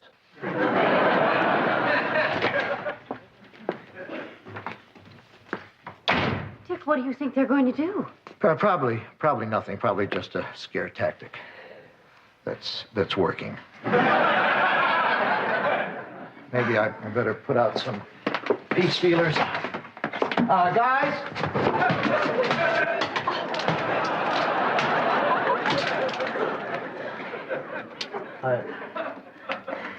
I wonder how the McCoys got egg off their door.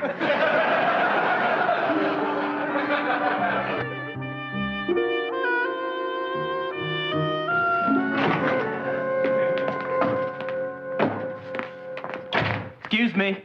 We'd like to check in. Really? Why? We have a reservation. We're on our honeymoon. And you came to this frigid wasteland that saps your skin of its natural oils and makes you old before your time? The brochure didn't say anything about that. It should. I just hope you took plenty of wedding photos. It'll help you remember her the way she was. Mr. and Mrs. Davison, don't check out. We came here for some peace and quiet, not to listen to some deranged trio banging on their garbage cans all night. Actually, they were our garbage cans, and they weren't banging on them. They were flattening them. Thank you for clearing that up. We wouldn't want to leave for the wrong reason. Come on in, let's go. Oh, hi. Bad news, Dick. We've been toilet papered. Oh, no. Boy, this stuff is strong. And soft. We got to get that stuff out of the trees. You do it. I've got to stay here and protect the young'uns. I'm sorry to keep you waiting. Can I help you? No. We just stopped in to get directions. Where to? Florida. You go to the end of the driveway and turn south. Thanks. Keep your head down. I'll make a run for it. Dick, this feud thing is getting out of hand. We're losing guests. We've got to do something. Well, I don't know about you. I'm just going to let them have their fun until it wears them down. Patience is my battle plan.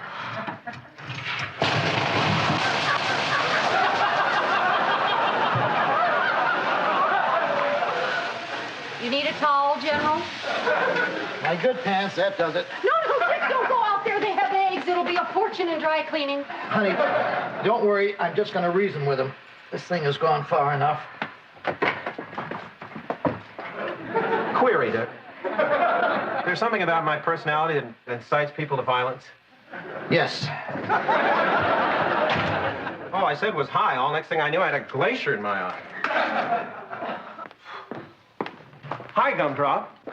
I wouldn't come near me, Michael, unless you want to get spray and wax. Save that venom for the skycap, Steph. We're going after all.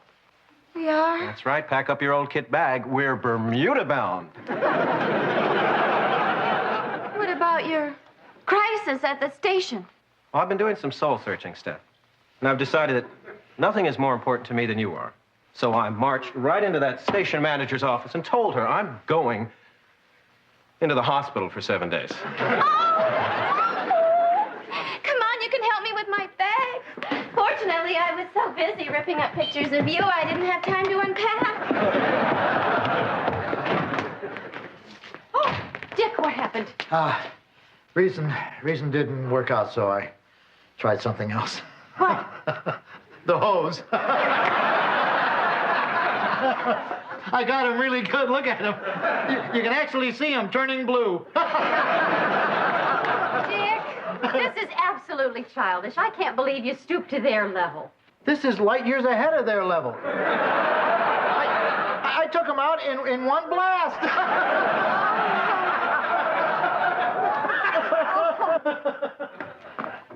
George, I want you to go into town and buy up every egg you can find. Right, Dick. George, stop. Dick, you're just going to make things worse. Honey, did I mention they dug up your azaleas? And get some rotten tomatoes.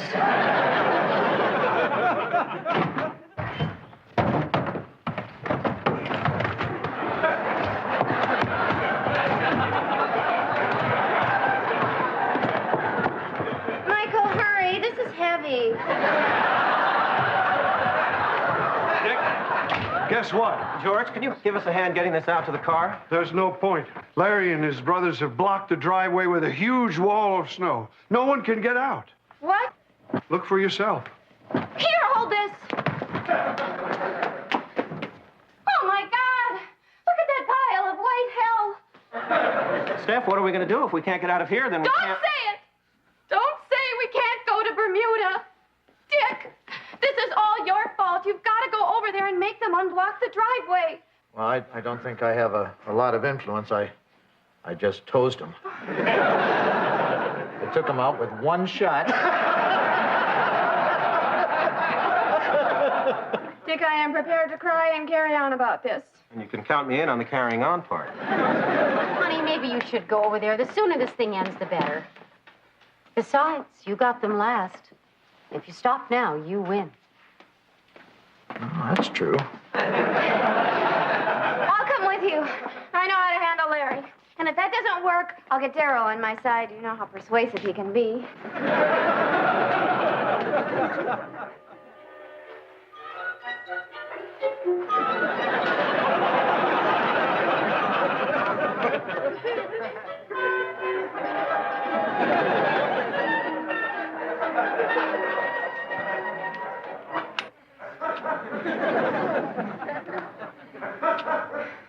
Larry? Darryl? Darryl? It's safe, Dick. You can drop the garbage can lid. Guys? Well, they're probably out back trying to coax more ammo out of the chickens. We better leave. Hi, I'm Larry. This is my brother Darryl, and this is my other brother Darryl. One false move, and we'll egg you to kingdom come. That don't apply to you, Miss Stephanie. And may I say you're looking particularly vivacious, even in wartime. Thank you, Larry. That's very observant. Dick wants to talk to you. Seems to me, the last time we seen you, you was doing your talking with a hose. You sent out a pretty clear message with the toilet paper. Man. Peace first, war stories later. Dick? Well, I think it's time to stop the feud. My inn's a mess. The guests are leaving, and I had to put my garbage cans out with the trash. Well, we're feeling the scars of battle ourselves. That hosing was a masterstroke. Darryl ain't had the sniffles like this since that bath last summer. Then it's agreed. We've all suffered enough, especially me. So, why don't we call off this silly feud and you can unblock our driveway? There's nothing we'd rather do. We like you folks. But tradition won't allow us to just call it off. Well, what does tradition allow? Complete and unconditional surrender on his part. Oh, okay, you got it. Did you hear that? We own ourselves an inn. What are you talking about? Didn't I explain that? According to tradition, the spoils go to the victor. Your inn is a spoil. Well, are you crazy? You may as well ask me for my money, my car, and my wife. Maybe you better sit down for this next part. No deal, no surrender, no way. Okay, egg him. Okay, hold it. You two drop those eggs. You two, sit down. No!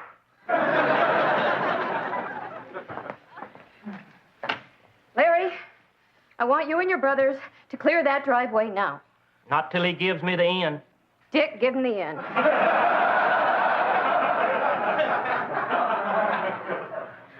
Larry, you're not getting the end. What else can he do to make it up to you? Nothing. What do you mean, nothing? I seem to remember a bylaw to the tradition that states he has to formally apologize to and kiss the offended party. Do it, Dick. I'll apologize, but I'm not going to kiss him. Not me, her.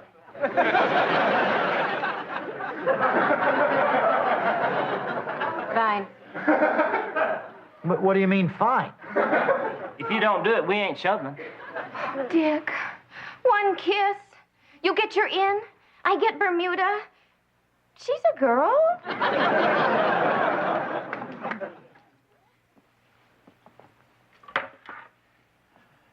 Martha, I'm sorry I turned you in.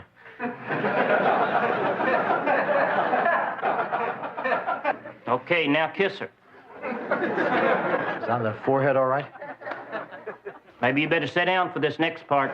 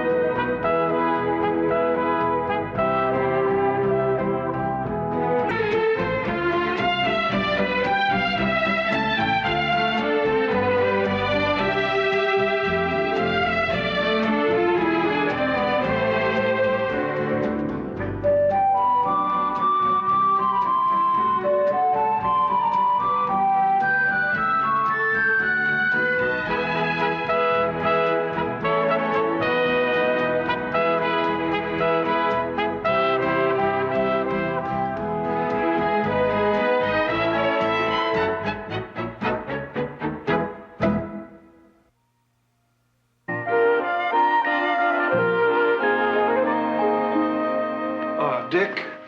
Yeah, George. Thursday is Valentine's Day, and I've been trying to think of a special gift that shows how I feel about you and Joanna without being mushy. So, what's your shoe size? 9.5, George. Oh, boy. Are you going to be surprised? Hi, George. Hi, Michael. Nice plaid.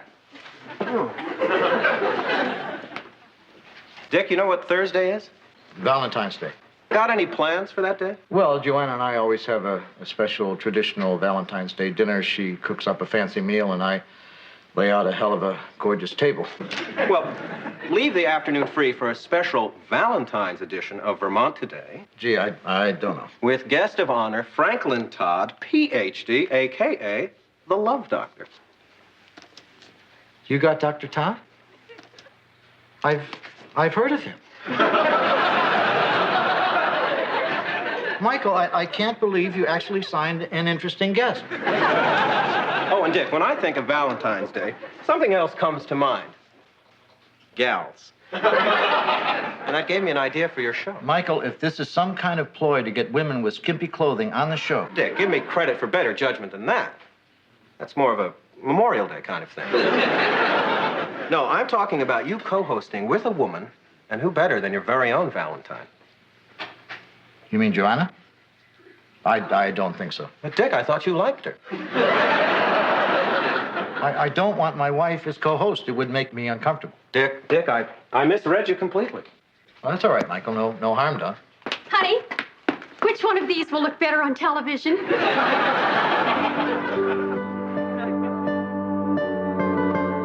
What do you think of Dr. Todd's book? Listen to this. You must love everyone because love is the one free, miraculous gift humanity can give to itself. Reads like a 100-page Hallmark card.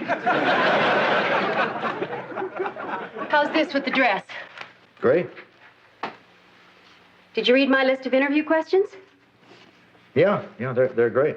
I just hope I do a good job. Honey, trust me, you'll be great. Okay. Why don't you want me on the show? Who says I don't want you on the show? Dick, whenever you say great in that tone of voice, I know it means you've got problems out the kazoo. Just like I know that you drum your fingers whenever the conversation starts to make you uncomfortable.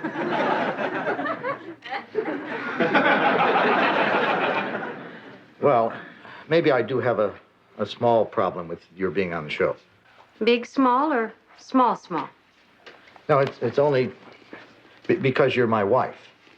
Well, that's just out and out huge. Look, the purpose of a host is to act like a sort of funnel through which the guest reaches the viewers. And if I have you on the air with me, I won't just be a funnel, I'll be a funnel with a wife. And people will start to wonder what the funnel's wife sees in the funnel. And if they have any baby funnels. Well, how about if I come on the show not as your wife, but as a cheese grater?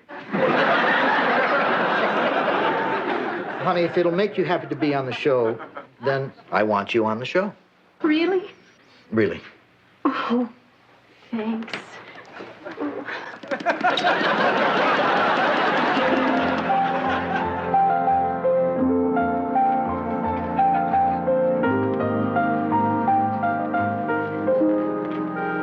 Hello, host. Where's your co? If you mean Joanna, Stephanie took her to the hairdresser. They should be here any minute. Well, call me romantic, but this is my favorite holiday, a time of love and giving and good feelings. Damn, I didn't get Steph a gift. Do you think I could convince her I forgot Valentine's Day?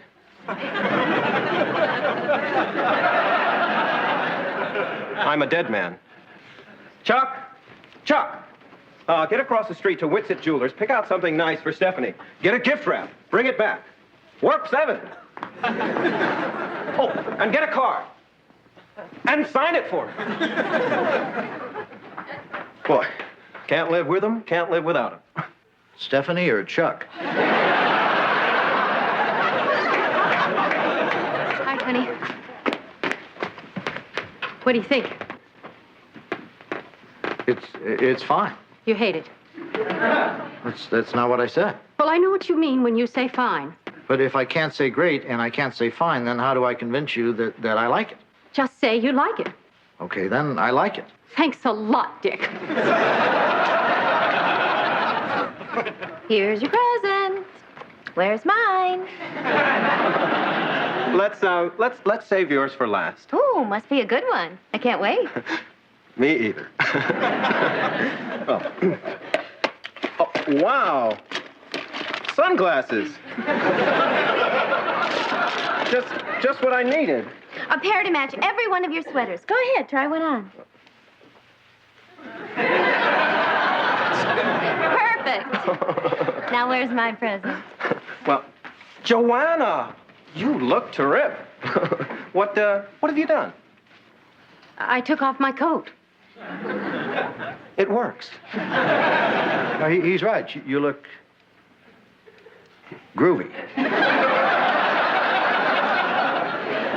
Michael, where's my present? In here? Actually, Muffin, I have something to tell you. What? I have it.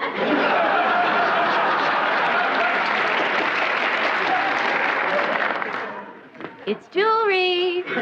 Come and look. Oh, what a pretty card. To the best little bud that ever trod sod.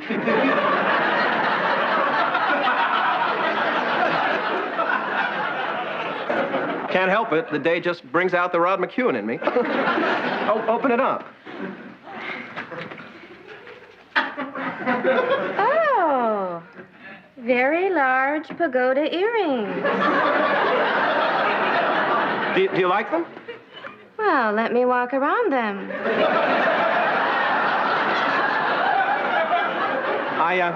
I think they're distinctive. Don't you two?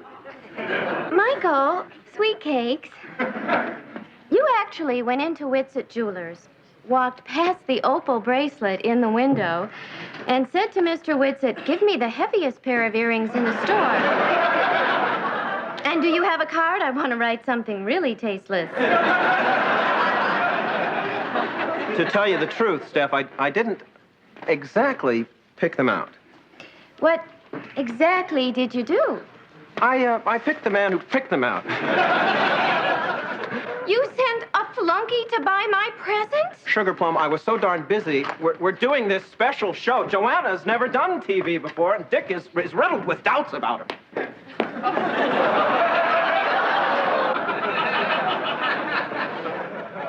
Is that true? I don't think the word riddled actually came up. In other words, you lied to me the other night. Hello. You must be Dick Loudon. Oh. I love you. Thank you. You better be the love doctor. This is my wife, Joanna. 1 minute to air. Places, please. And that was Michael's girlfriend, Stephanie.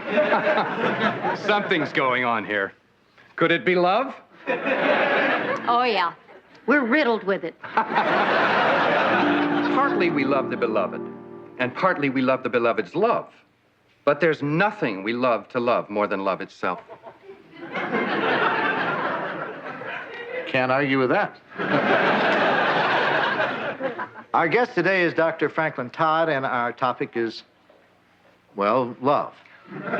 This might be a good time to open up the phone lines. Joanna, maybe you'd like to tell the viewers how they can call in. There's the phone. Call in.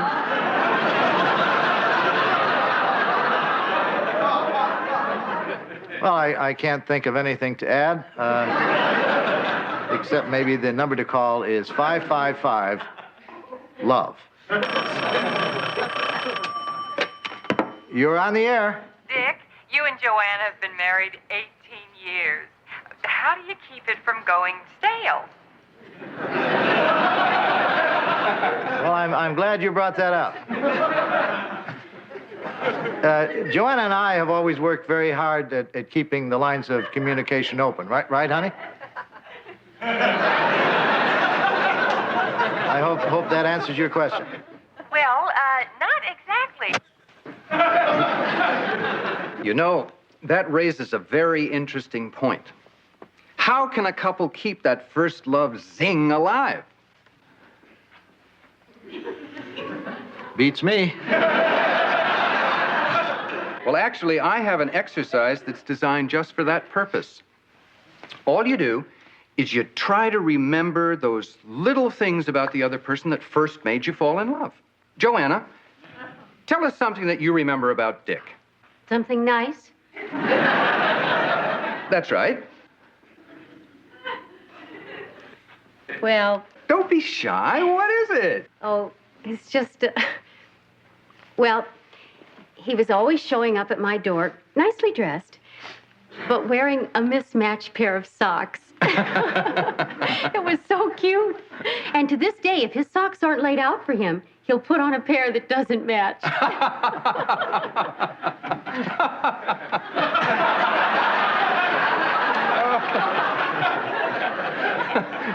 Isn't that wonderful? Your turn, Dick. Oh, well, that should be easy. Let's see. What? Well, Joanna isn't a squeamish person, but once I went over to help her with spring cleaning, and she was standing on top of this table. Dick. Yeah, it turned out that she was terrified of dust bunnies. Dust bunnies? Yeah, you know those little balls of dust that collect under furniture. She's got a real phobia about them. No, I don't. Oh, come on, honey, it's cute. No, it's not. It's silly, and you're just making a fool of yourself. I see a dust bunny.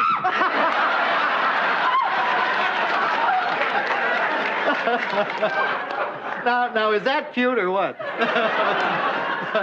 No. That's one of the most insensitive things I've ever seen. Yeah, see, Joanna understands that,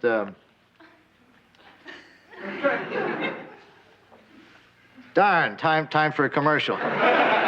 We'll be right back in just a minute with more love than you can shake a stick at.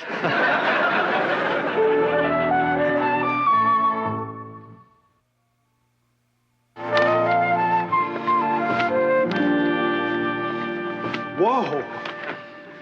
Boy, Dick, that's the nicest Valentine's Day dinner table you ever set. Yeah, I really knocked myself out. Yeah, I don't blame you. I caught the show. Maybe you should get Joanna a nice gift. Yeah, I did. She's out exchanging it. Well, sit down. Here's something to cheer you up.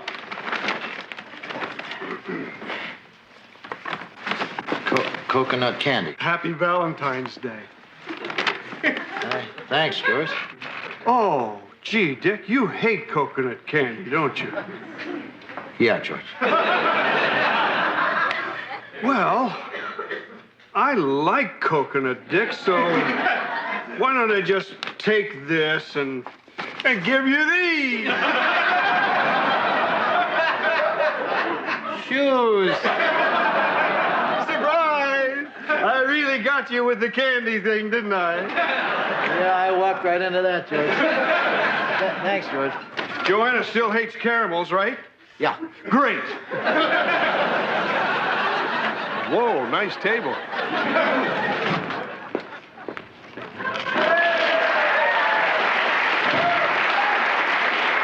Hi, I'm Larry. This is my brother Darryl. This is my other brother Darryl. What can I do for you guys? Being that it's Valentine's Day, we have a present for Miss Stephanie.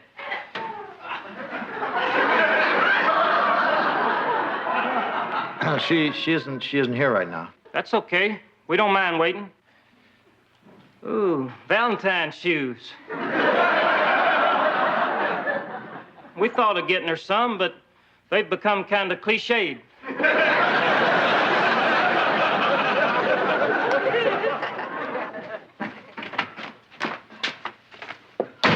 Hi, honey. How'd it go at the store? I exchanged your gift for some potting soil.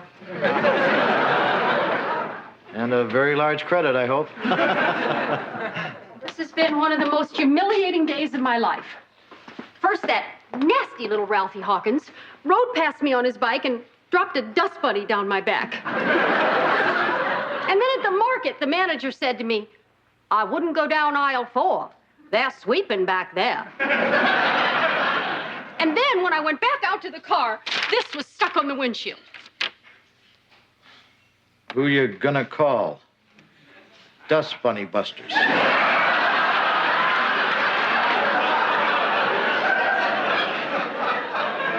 We ain't afraid of no dust bunnies. The whole town is laughing at me. Oh, I got you a present. Hey, typing paper. I hope it's the kind you like. Gotta be darn close. Whoa. Ditto. Nice table. Yeah. At least Dick has good taste. Cupcake, I don't know what more I can do to make it up to you. Would it help if I fired Chuck? Miss Stephanie, roses are red, violets are blue. Here.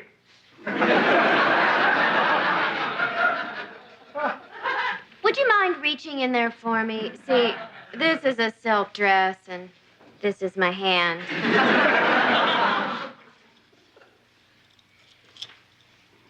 It's a locket. I see that. Thank you. It's very tasteful. Ought to be. We had to clean out 3 septic tanks to get it.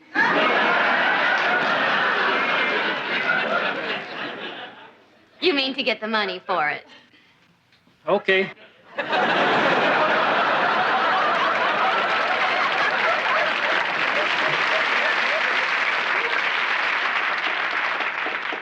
Steph, you've got to forgive me. One more time on my knees, I could kiss this crease goodbye. Well, I guess we can discuss this over an evening of reckless spending.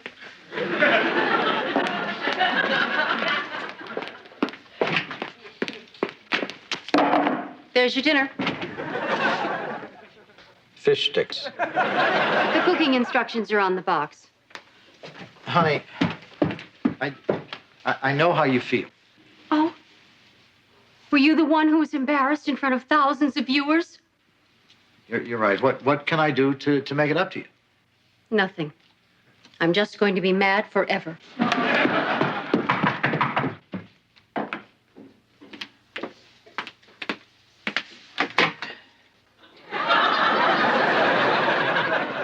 Don't think I can't see you, Ralphie Hawkins!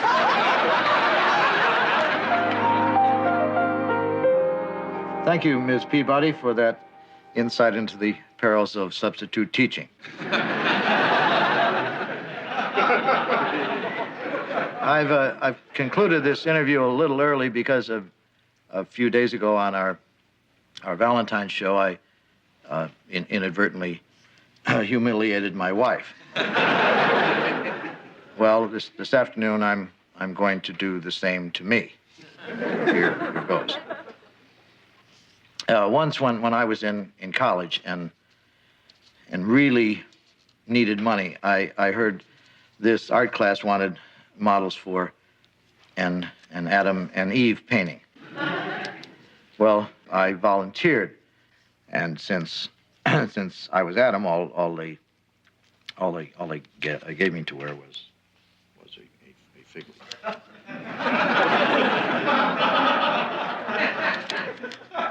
A fig leaf.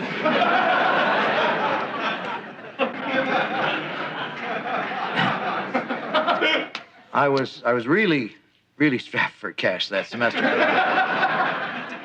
Anyway, when I came out in my costume, the whole class and Eve voted to replace me with a bowl of fruit. And ever since then, I've had what you could call a phobia about art. Well, see you next week on Vermont Today. Joanna, I hope this did the trick. And thank you, Miss Peabody, for being on the show.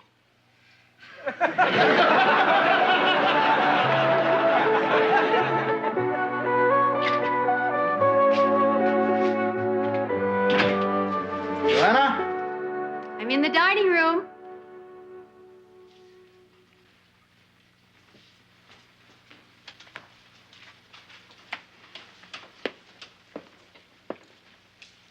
Whoa.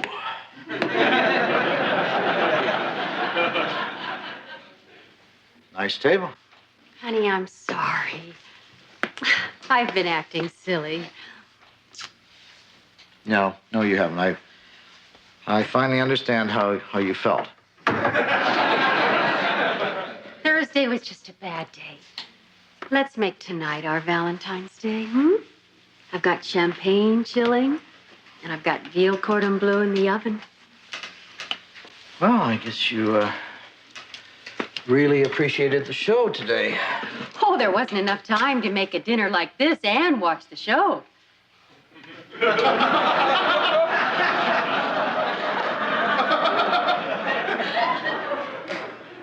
You missed the show? Yeah, first time ever.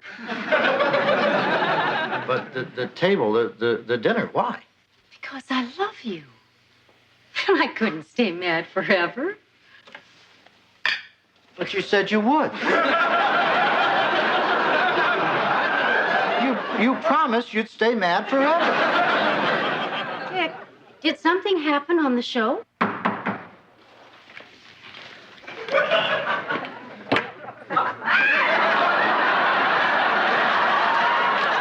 I know where you live, Ralphie Hawkins!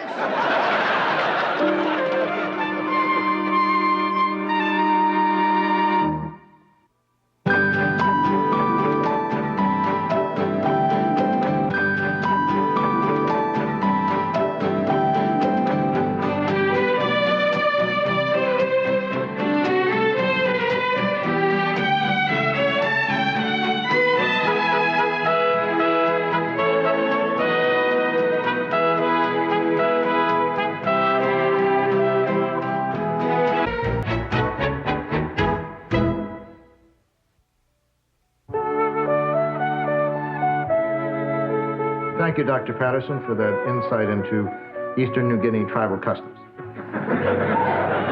And join us next week on Vermont Today. And we're clear. Super show, Dr. Patterson. You'll be back real soon. Make plans. Let's take her card right out of the Rolodex. I thought you liked the show. Well, I wish you'd downplay that cannibalism thing and push the vacation getaway angle. Well, I think people should know if their vacations are going to be one way. Dick, are you going to be hanging around for a while? Yeah, Joanna's meeting me here, and then we're going for dinner. Why? Wade Northlander's here, eyeballing the place. Who's Wade Northlander? El Capitan of Industry. He's been buying up small-time operations like this and really turning them around. I think you two should meet. Well, is he going to buy this station? Doubtful. But he might spot some talent that's ready to move on to one of his bigger markets, like Boston. Well, I don't think I want to leave Vermont. Actually, I was referring to me. Uh-oh, here he comes. Load me in the catapult. Next stop, Beantown. Michael, transmitting tower looks okay, but I think that the law requires that you have a real beacon up there, not a flashlight. Did I tell you he was sharp? Wade, I'd like you to meet Dick Loudon. Yes, I caught some of your show. You're a very solid interviewer. Thank you. Michael, would you get me an inventory of the station's equipment? I'll have to burn some midnight oil, but no news there. Hi, honey. Oh, hi. Hi, Michael. I'm ready. Can we sneak out early like last week? Cupcake, you know, I'm always here late into the night, nose to the grindstone. Right, Dick?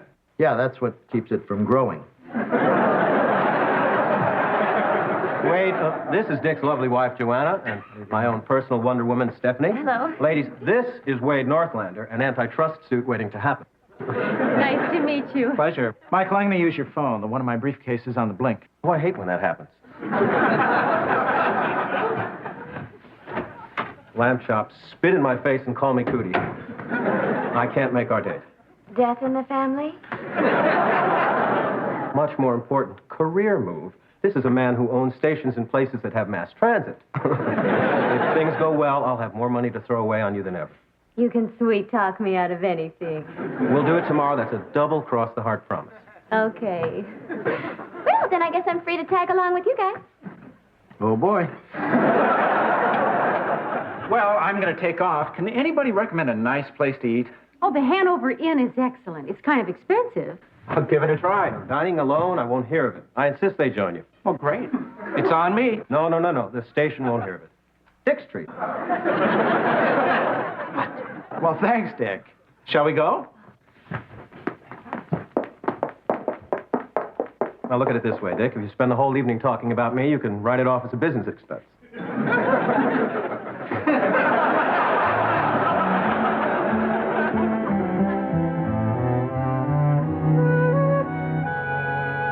Two's company, three's a blank.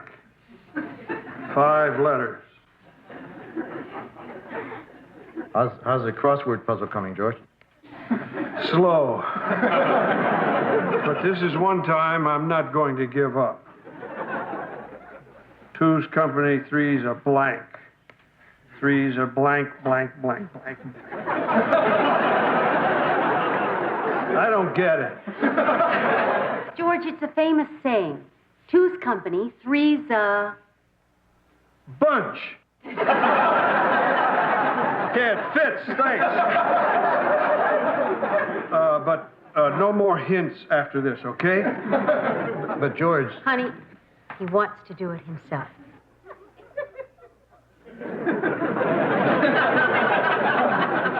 Opposite of poor, 4 letters. Opposite of poor, rich. Nah, that's too easy. Must be a trick. I wonder what's keeping Stephanie and Wade. Honey, I'm sure it's nothing to be worried about. I'm not worried. It's just that they said they wanted to stay and have dessert. That was 2 hours ago. Well, I'm sure they only hung around to see what the busboys look like in their street clothes. That must be it. Hi-ho. Steph still up, or do I have to go upstairs and wake her? He said with a lascivious wink. She's not up there. Well, point the way. I bought a little peace offering for standing her up tonight.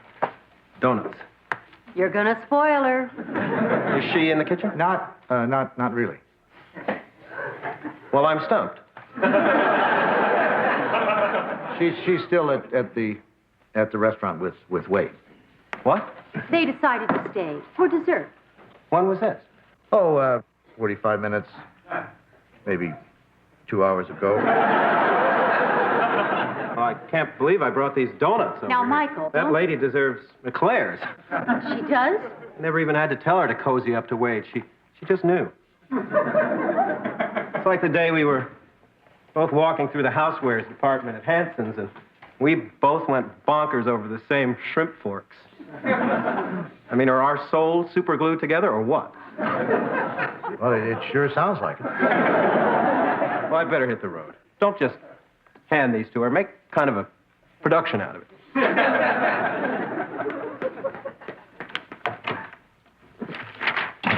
You're gonna have to do the production without me because I'm going to bed. Because if I don't, I'm gonna eat one of those. Good night, honey. Good night. Let's see. Expression of extreme anxiety. 8 letters. I got that one. Holy cow. Yeah, that's what people say when they're upset. George, it's an 8-letter word. Holy cow is only 7 letters. Oh, expression of extreme anxiety. Huh. Holy cows.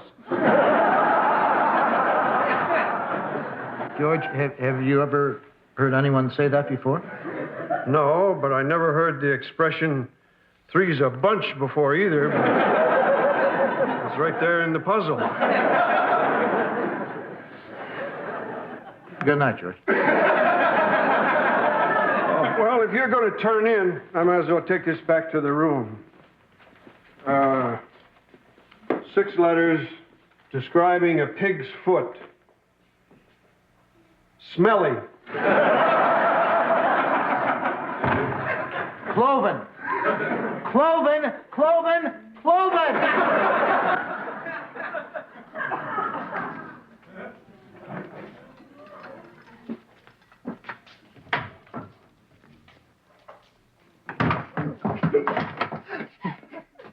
It really was a fun evening. You really are a unique girl. I know. And it's hard to be that when you have to buy off the rack. Then I'll see you tomorrow night. I have a date with Michael. Oh. Then would you be interested in flying with me down to Martha's Vineyard for the weekend?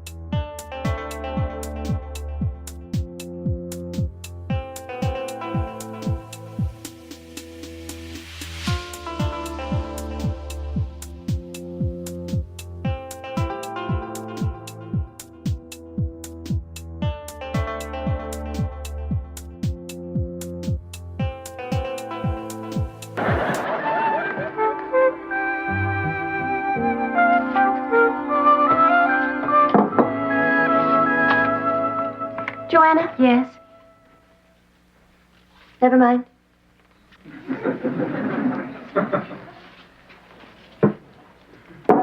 Stephanie? What? Could you hand me that bowl?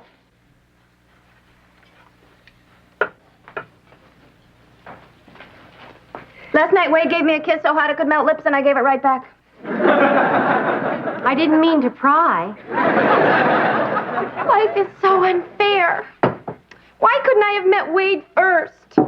Now I have all these stupid feelings for Michael. Okay, come on, let's talk about it. What are your feelings for Michael? Well, when I'm with him, I'm warm, I'm comfortable, I feel loved. And when he crinkles his nose at me, it cracks the paint on my toenails. Okay. What about Wade? Well, when I'm with Wade, he's rich. But how do you feel about him? I feel good that he's rich.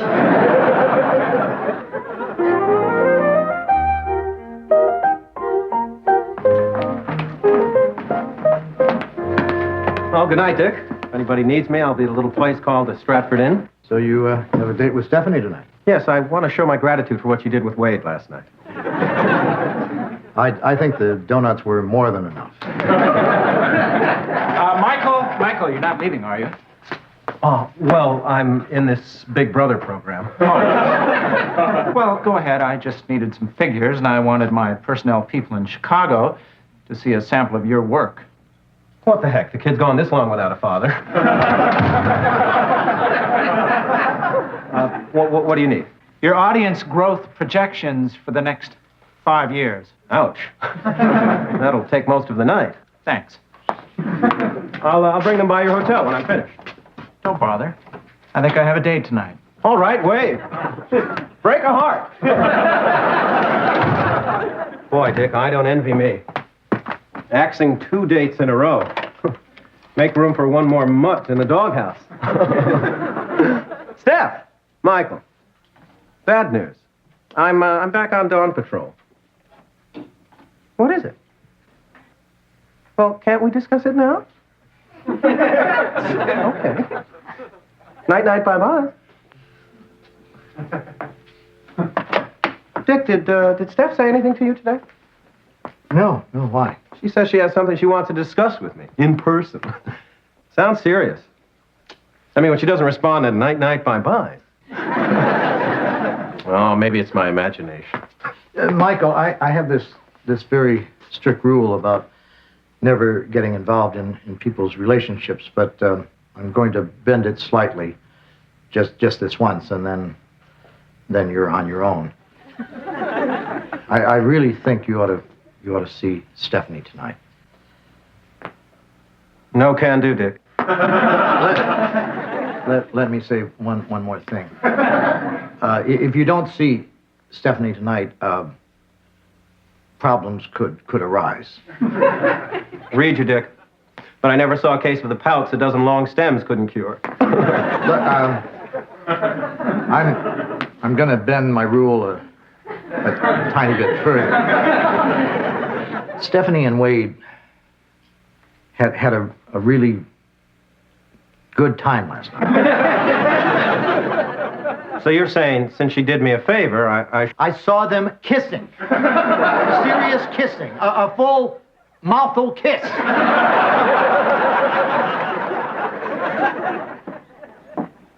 Wow. I'm sorry. What am I going to do? I don't stand a chance against a rich, successful guy like Wade. Michael, you have other things going with Stephanie that Wade doesn't. Examples, Dick.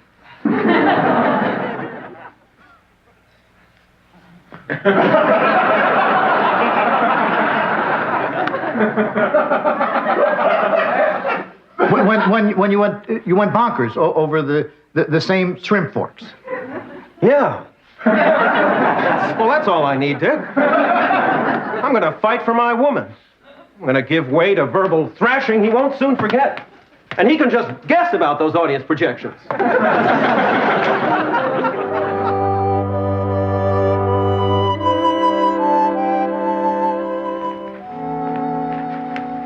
Joanna, Yes? I've got an answer here I'm not sure of. Have you ever seen that word before? Nivrictum? That's not right, is it? I don't think so. I'm never going to get this thing done. I'm just going to give up. Oh, George. Okay. Well, what I mean is sometimes it helps to put things aside for a little while. Like for a couple of days? Or even longer.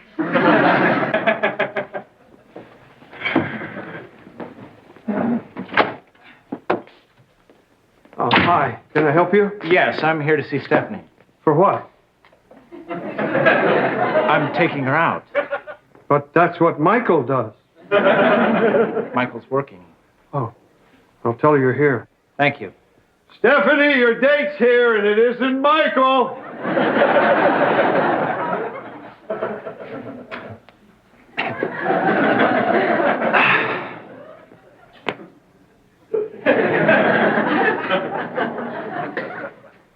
Listen, no offense, but as the saying goes, two's company, three's a crowd. It does? Two's company, three's a crowd? Hey, Joanna, guess what?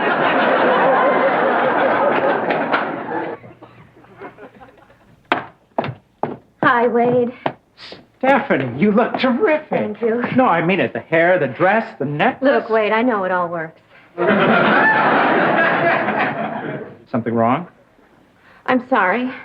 I've just been having a nervous breakdown.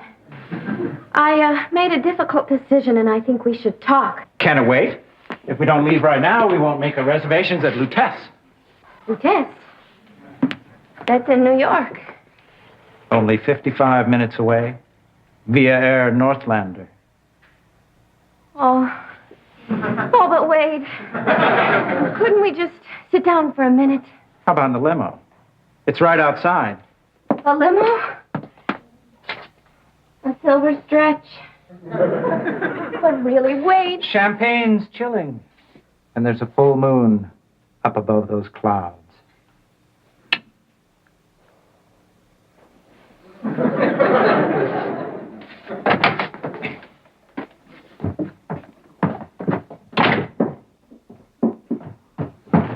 This is wrong. I can't go with you. I don't care how long that limo is. 20 feet. Just stop it! Look, whatever was between us is over. Are you serious? What about last night? Last night I was caught up in the moment. The words private jet always make me lightheaded. I'm sorry. I'm sure someday you'll meet another perfect girl. Northlander! Michael! Hi, Steph. Great dress. Listen, Northlander, Dick just filled me in on your sneaky little scheme, and I'm seriously miffed. Are you? You are nothing but a high-living lowlife, and I never want to see you again. Unless, of course, it's in a professional capacity, in which case I'd be honored to work by your side. Oh, the hell with it. Listen, Northlander, I want you to keep away from my girl. That is, if you still are my girl. I certainly am. All right. For your information, Stephanie was about ready to break it off with me when you barged in. Oh? You mean I just shot my career in the foot for nothing? Bingo. Well, who cares? I wouldn't work with you now, even if the possibility of a job still existed, which it definitely does not, right?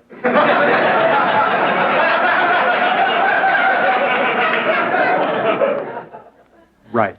Good. Take a hike, Northlander. I never hike. I limo. And I wing.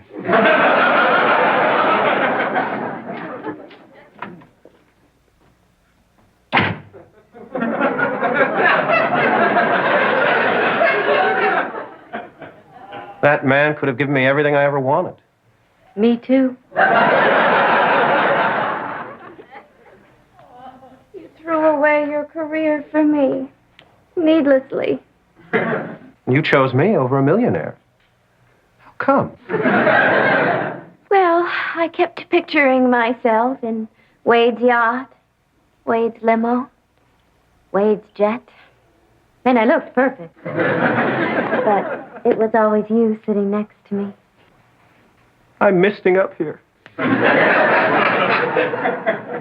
guess when you come right down to it, money and power aren't as important as love. Besides, someday you'll be just as rich as Wade. Right? With you by my side? I'd better.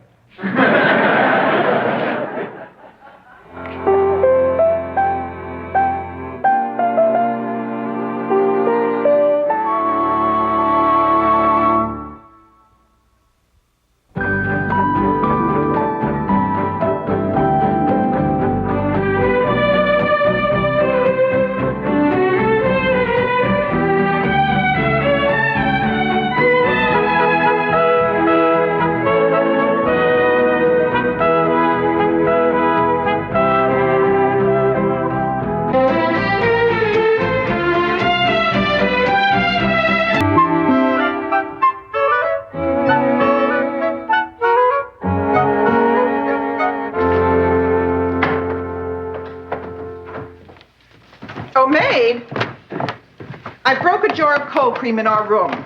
Nasty mess. We'll be out for 15 minutes. Have it done by then.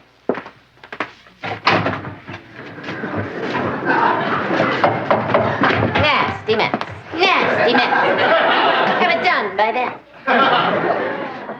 How can people treat people like that? Oh, guests treat me like that all the time. I just smile, shrug, and drop their luggage in a puddle. George, when the Spencers check out. You got it.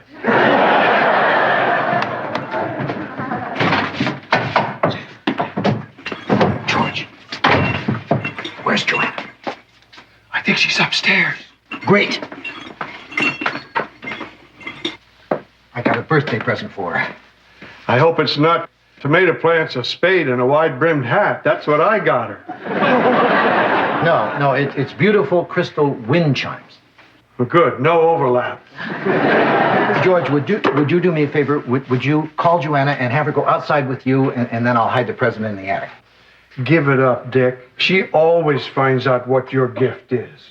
Well, I'm confident the last 10 years have been a fluke. Go ahead and call her. Joanna! Joanna! Right here, George. What's this box doing on the stairs? Nothing. You didn't open it, did you? No. Sounds like wind chimes. Well, it's not. And it's not for your birthday. And I'm not returning it. Hi, all. Where's that dainty blonde I love to date? I think she's upstairs, but don't rule out the basement. Stupid guest. Hi, Peaches. You look mussed. Well, that's what happens when you do blue-collar work in silk. Stratford Inn. Oh, yes, Mrs. Vanderkellen. She's right here. Hold on, please. Stephanie, it's your mom. She never calls before noon. Hello, Mommy? Is everything all right? Oh, good. I was afraid the stock market had gone kaplooey or something. Well, if you really want me to come. Okay. I'll see you then. My ex-husband Carl is getting married, and I'm going home for his wedding. This is an expression I've never seen before, sweet niece. It's adorable, but are you happy or sad? I haven't decided. Carl is the reason my parents cut me off. They've never forgiven me for leaving and becoming a pathetic wretch who cleans up lumps of cold cream. But that's why I left, to show them I could make my own decisions. I thought you left him because he was an old coot. That, too. Oh, this is going to be dreadful. Do you want to come?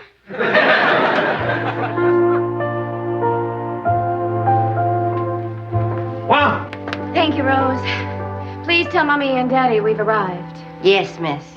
Welcome home. It's been a long time. Oh, God, it's good to be back among mahogany and brass and rich earth tones. Oh, my. Wow.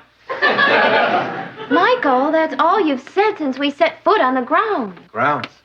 Will you give it a rest? I want them to think you're fit for a Vanderkellen, and they won't unless you stop salivating. I'll watch it. I just want them to feel towards me the way I feel towards all these things. Oh, that's them. This is it. I'm not going to let them get to me.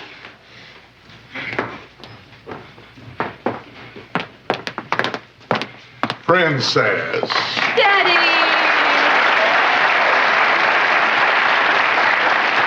Mommy! My, it's good to see you. Mommy, Daddy, I'd like you to meet Michael Harris. Michael, how are you? Wow. Likewise. Stephanie, shall I have Rose bring you and your friend something to drink? We've stocked up on Perrier. We have Perrier in Vermont. Well, we weren't implying that you didn't. I just thought you might be thirsty. Well, we're not. Well, then how about a snack? Just because I've been gone 2 years doesn't mean I haven't eaten. Now, if you want, and I know you do this in Vermont, you could sit down. Your father has something he wants to talk to you about. Yes, now, Stephanie, about all this maid business. Pick. First the Perrier insinuation, and then that jab about the snack, and now you're harassing me about my job. What's your next target, my boyfriend? To finish what your father was saying, we were wrong. We were wrong to pressure you to marry Carl. We were wrong to give you an ultimatum. We were wrong to cut you off. Oh. This is a dream, right? No, I agree with your mother. She was wrong, and I wasn't as right as I usually am. We just want you back home where you belong. From now on, no more interfering. What do you say, dear? Well, since you asked nicely, I'll think about it, yes. Well, that's just... Here's $200. This calls for a celebration. Rose, we're ready. Oh, good. You know, cognac is never quite right until it's reached the century mark. Wow. I like this boy. You do? You do? Yes, you sometimes forget to appreciate all the things you have until you see them through the eyes of someone who is agog. Well, my pleasure. Oh, dear. Oh, don't worry about that. A little seltzer while it's still wet. We'll take that right out. See?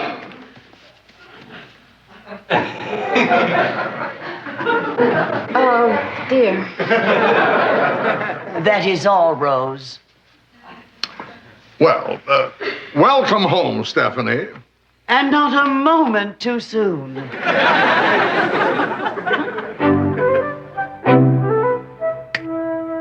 Okay, you can open them. Your room, right?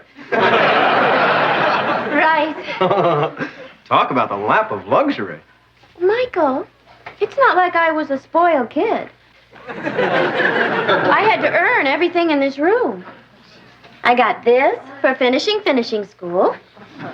And I got this for eating liver. And I got this for not dating a Marine. Hello, all my things. Steffi's back for good. Steph, this is all happening so fast. What does it mean? It means I'm the happiest person in the world. No, what does it mean to me? Michael, what's wrong? You're ruining my mood. Steph, do your parents ever let people visit, say, permanently? Oh, they do when I say please and look like this. Would you? Oh, Michael, all of these things without you would only be nearly as nice.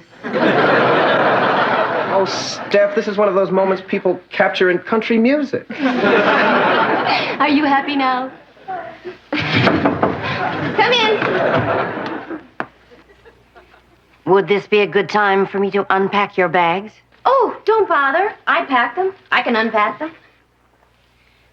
changed, miss. I have? Well, my hair's a little curlier. Do you like it? Very much. You were saying? Oh, yes. Hi, Mrs. B. Is everything all right? Did you notice we restocked your makeup table? Ooh. And I've got you a new social calendar. Ooh. It's all filled up. Every single minute. Just for 2 weeks. We'll fill in the rest later. Well, we'll see you for dinner at 7. Oh, and change your perfume, dear. We're having veal.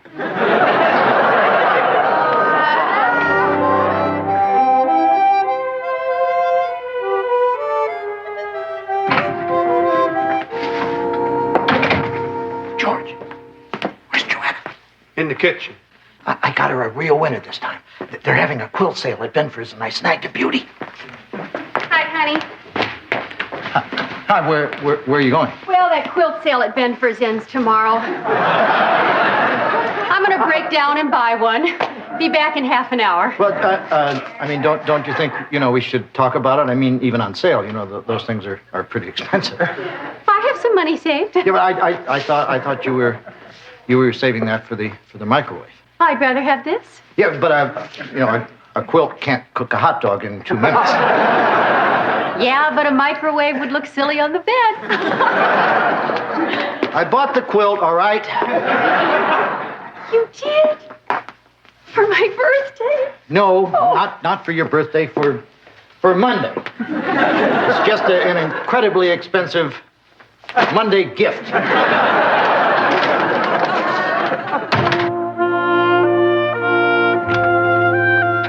Stephanie, I thought you'd want to toast the bride and groom. Mother, it was uncomfortable enough seeing Carl marry that bimbette without being forced publicly to give them my blessing. I just wasn't prepared. Of course you were prepared. We wrote the words down for you on a piece of paper. I didn't want to tell Vicky that my loss was her gain. And today you tell me what to wear.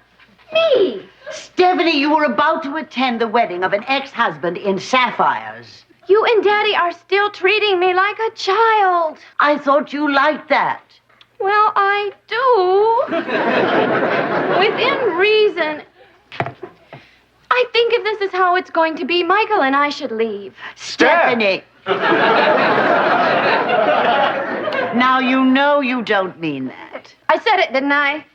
Stephanie, please. Yes, please. I'll let you handle the pleading. Tell Daddy to make the arrangements. Where did your nanny go wrong? Cupcake, what are you doing? We can't leave all this. We like it too much. Michael, it's more complicated than that. Being here makes me feel icky. Stephanie, your mother just told me about this ugly row the two of you have had. Now, is there anything I can say to make you change your mind and stay? No. Princess, I know I haven't said this enough to you, but I bought you a car. A Lamborghini? Regal red. Well, since you asked nicely, I'll think about it. Yes, I'll stay forever.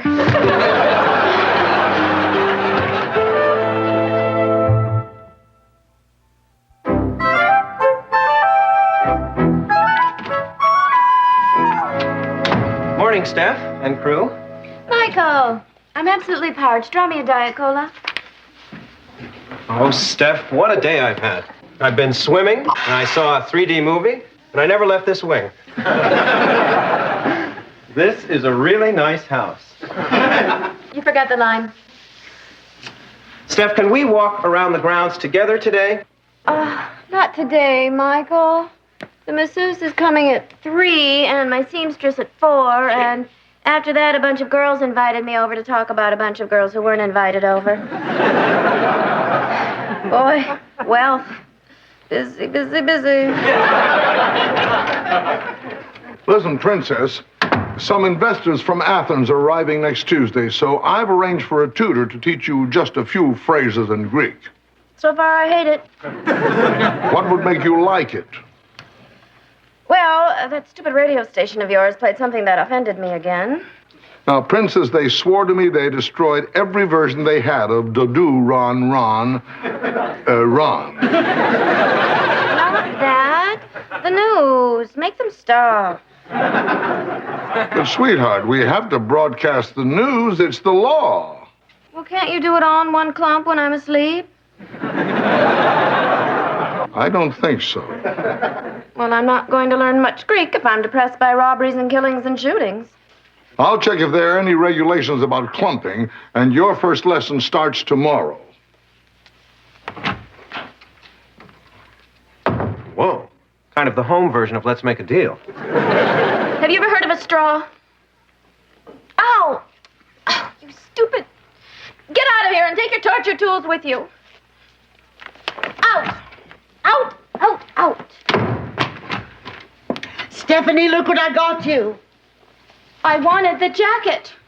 The 3/4 lengths are all the rage this year. I want the jacket! I want the jacket! I want the jacket! I'll get you both. Steph, can we talk? If it's brief. I couldn't help noticing. This place has changed us. It's made me happy. Seems to be making you more assertive. Self-confident. Childlike. Childish. And basically, mean. But you wear it well.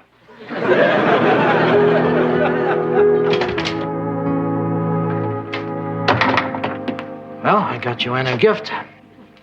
She's upstairs, Dick. But don't worry, George. This time I got her a present that she can't see, hear, or touch. I'm stumped. Well, I phoned this astronomical society, and I had a star named after her. Up somewhere between Polaris and Sirius is going to be Joanna. Wow, but you can see stars. Not this baby. Not without a seriously powerful telescope. Boy, she'll like that. That's not important, George. What is important is that she will never guess it. I will never guess what. I bought you a birthday present that you will never guess. Never. Honey, I don't want to guess. Okay, I'll give you clues. You can't see it, hear it, or touch it. I haven't got the foggiest idea.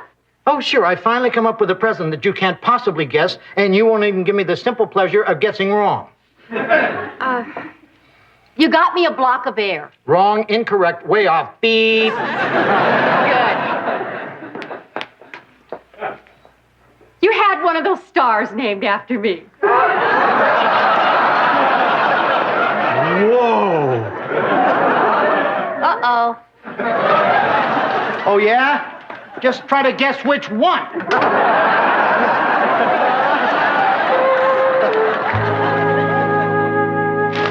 Amalgamated Limited went under.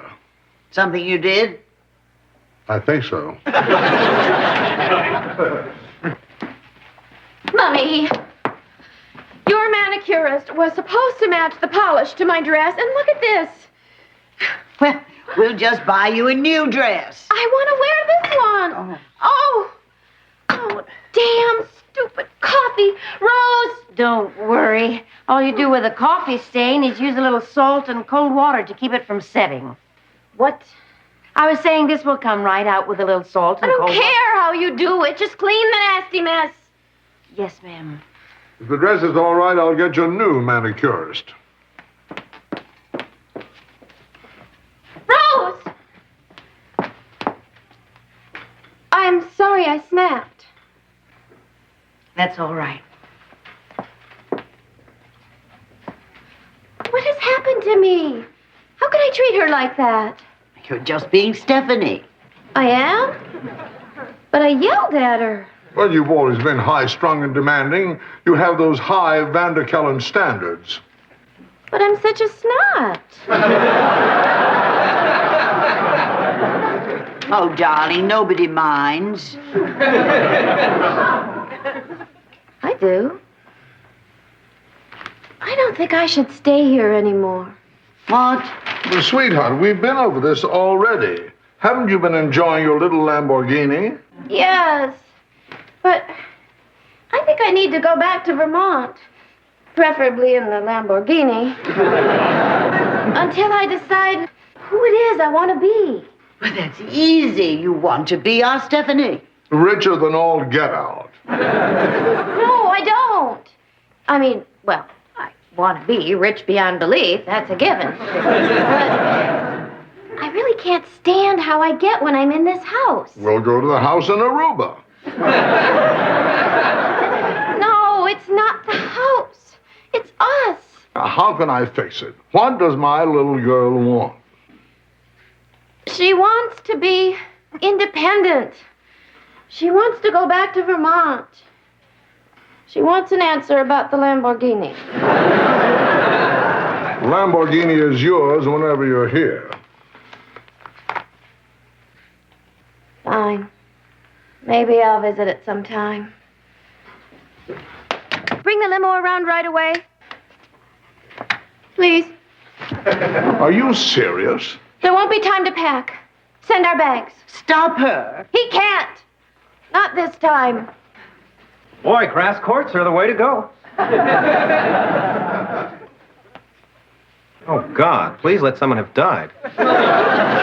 Michael, we're leaving now. Well, why don't you just plunge this racket through my spleen? Michael, you said yesterday you didn't like the way I was acting. I said you were acting mean. I didn't say I didn't like it. Stephanie. Goodbye, Mummy. The door is always open. You may not think we're the best parents, but we're better than minimum wage. Think about it. Goodbye, Daddy. Do you need anything? Just a hug.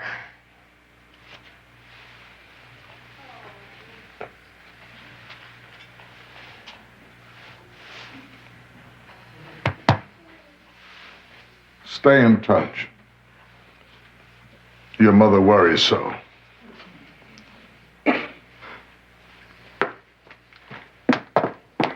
I'm going to miss you all so much.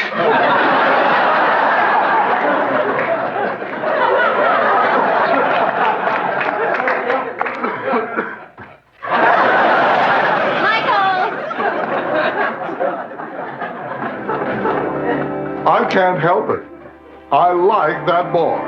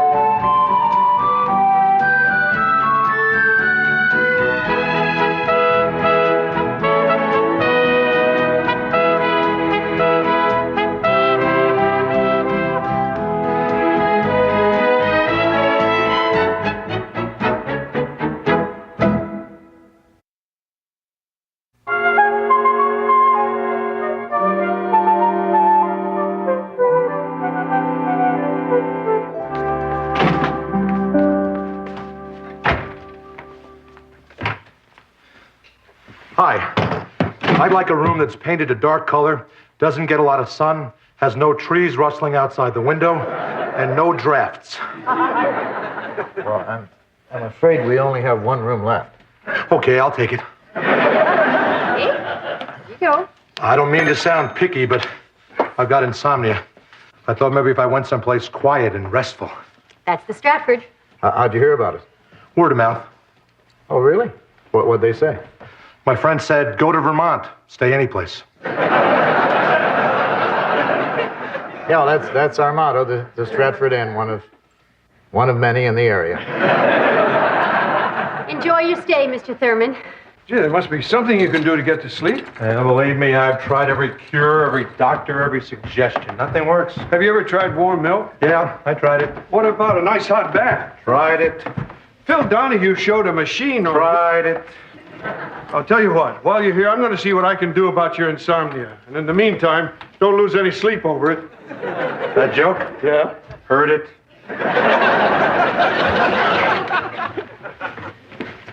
Hi. I'm Larry. This is my brother Darryl. This is my other brother Darryl. How's it going, guys? We ain't exactly sore from grinning. It's become apparent that our cafe is not the hotbed of activity we expected. Well, what do you mean? So far, we've never been outnumbered by our customers. Darryl, don't be doing that I told you so attitude. From the beginning, he thought we should forget this restaurant business and hit the pro bowling circuit. He's been rubbing our noses in it ever since. Larry, why are you sharing this with us? Well, we can't help noticing that while our cafe's biting the big one, your inn seems to be flourishing. Go figure. We thought maybe you could take a look at our operation and tell us why we're skidding off the road to success. Well, sure, Larry. We'd be happy. Larry, we're innkeepers, not restaurateurs. You know, that'd be like comparing apples with something else entirely. Larry, we'd be glad to take a look and see what we can do. Much obliged. See? I told you she was the nice one.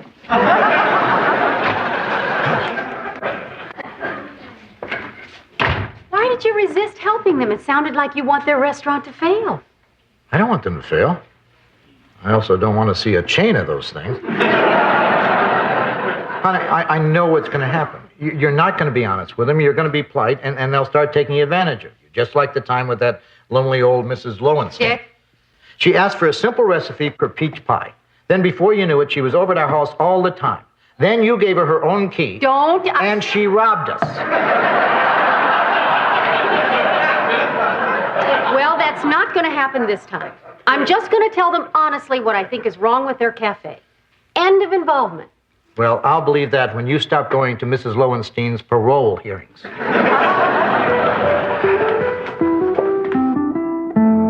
As you can see, it's just as we depicted, relatively lifeless. Well, you know, guys, you can't expect the place to be crowded all the time, especially at lunch hour. A customer. Looks like you brung Lady Luck with you. Hi.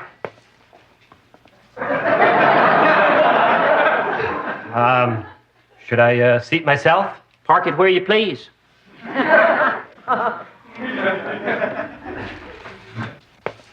Watch closely. It's somewhere after this point that we generally lose them. Could I see a menu, please? No need for that. You name it, it's as good as halfway down your throat.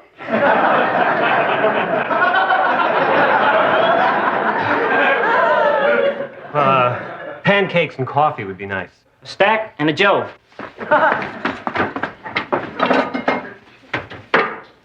I'm sorry. This is a no-smoking section.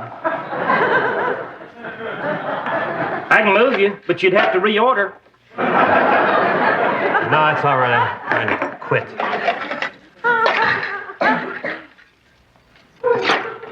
Got any sugar? Say when. When? Sounds like your stack's up. Mm-hmm.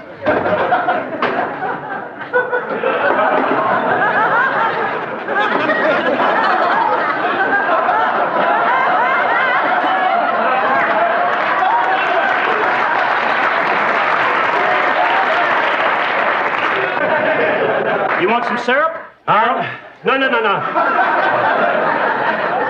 Look, I just remembered I have to be somewhere, and I'm late now, too. Why don't I just leave this here, and I'll just go out there, okay? So, spot any flaws?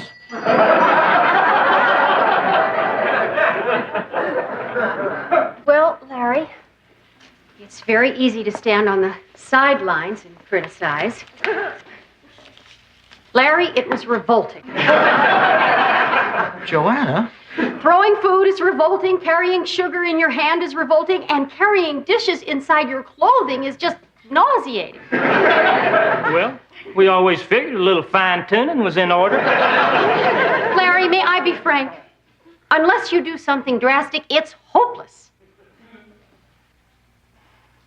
I really should go now. Hopeless? Well, that's the last time I let her have 18 cups of coffee.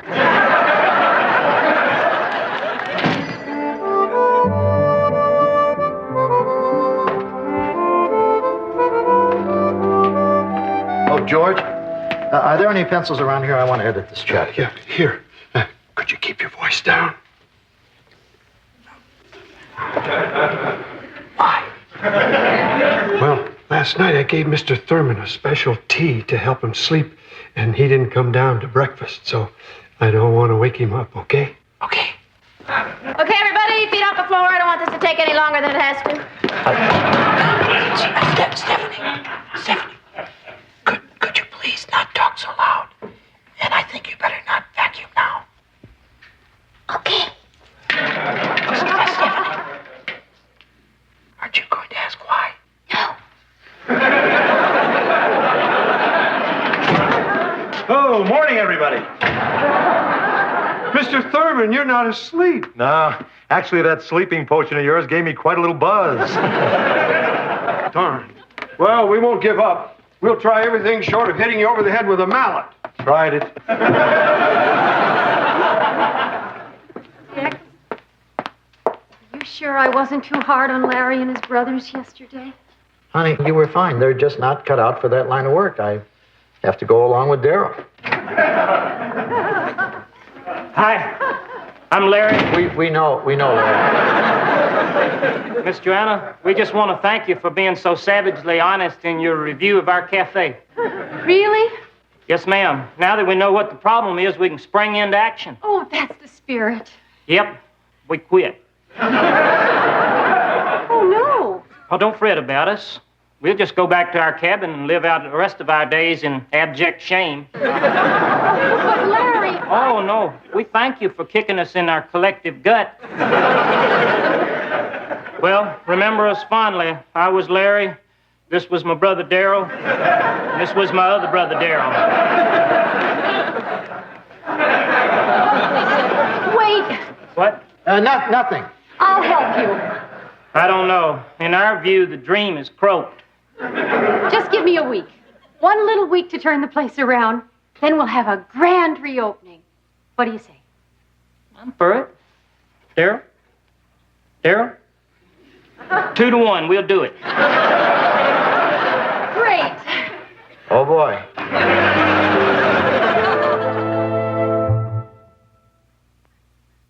Now, first impressions are important. So when a customer enters, we don't say, park it.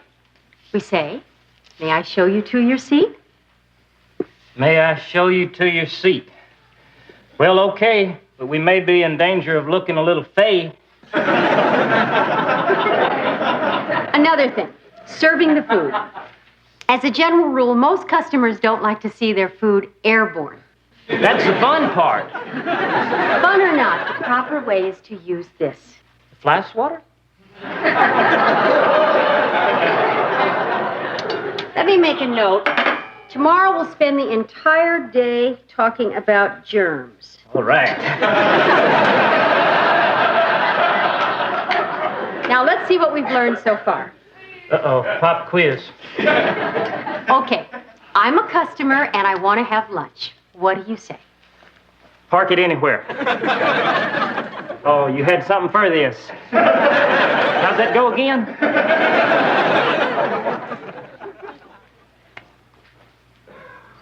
May I offer you some water? Fine.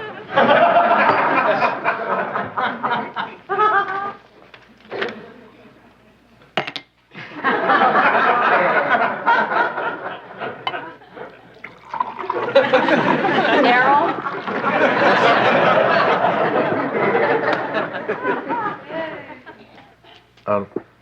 Larry, there's a hair in my glass. Oh, dear.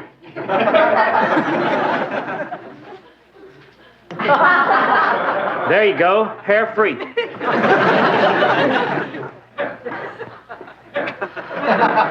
Revolting again? Yes, Larry.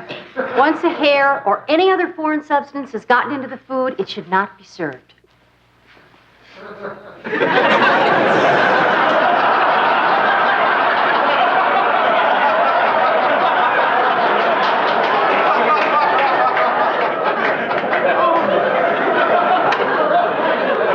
Come on, guys.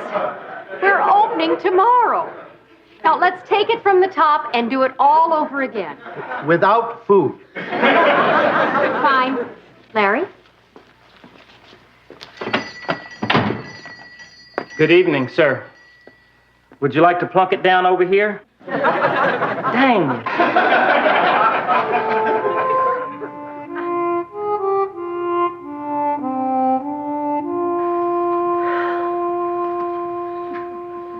Okay, guys. Let's take it from the top. A customer just walked in. We're closed. Larry?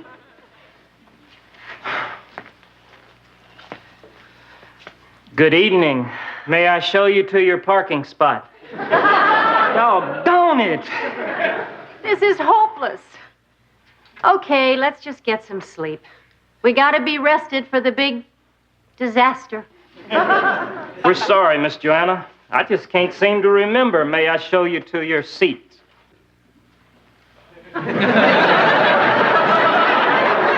did you say? May I show you to your seat? Again. May I show you to your seats? May I show you to your seats? May I show you to your seats? May I show you to your seats?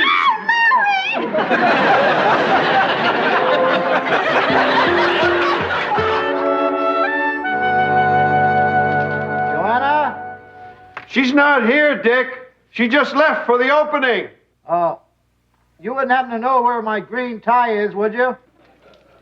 You don't have it on, do you? Thanks, George. Oh, Mr. Thurman, I thought of a couple more things you could try. Thanks, George, but no thanks. I got a long night ahead of me. Think I'm going to just curl up with a good book and memorize it. Oh, George. Is this tie straight? What am I talking about? I'm only going to Larry, Darryl, and Darryl's. Well, I hope the opening goes well. Yeah, I hope so, too. I can't help wondering if this isn't something they should have tried on monkeys first.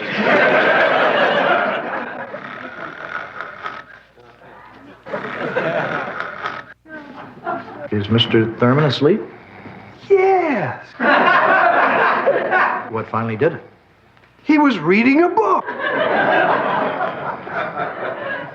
Anything Can Be a Lamb Face by Dick Loudon. Well, he probably just finished a big meal. Yeah, and he's sitting in front of a warm fire. I'll bet that tea I gave him finally kicked in. Right. Let's go with that one.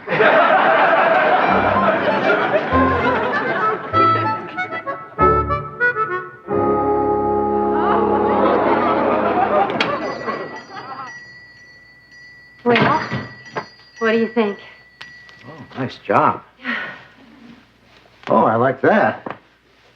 It's just like the picture in our,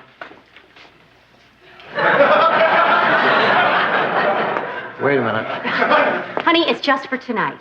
Good, because its being here kind of defeats the purpose of a hidden wall safe.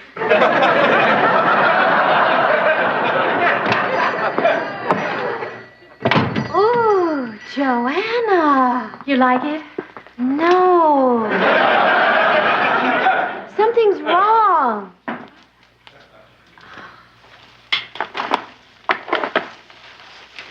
There.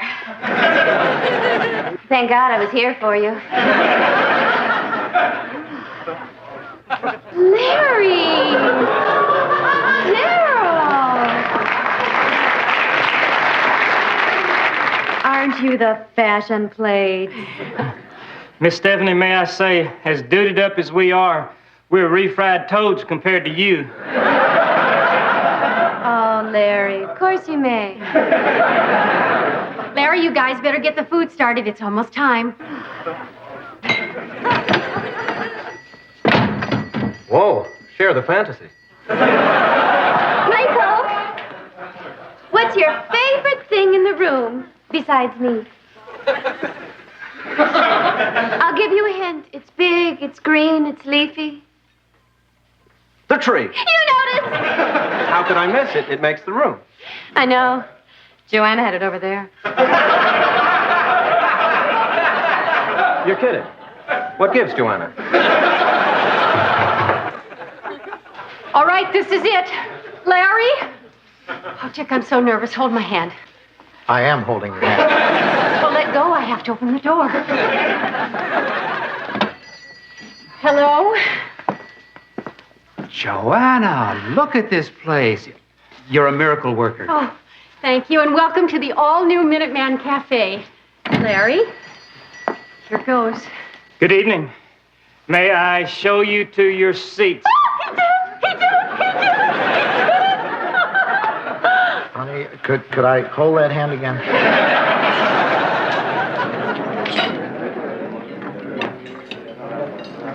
Don't I know you? Yes, ma'am. My brothers and me cleaned out your septic tank.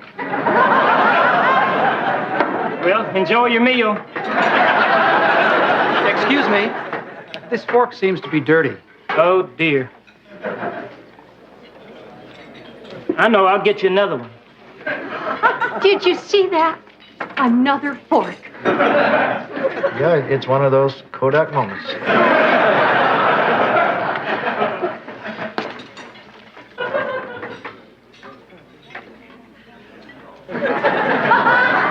I'll have a dry toast.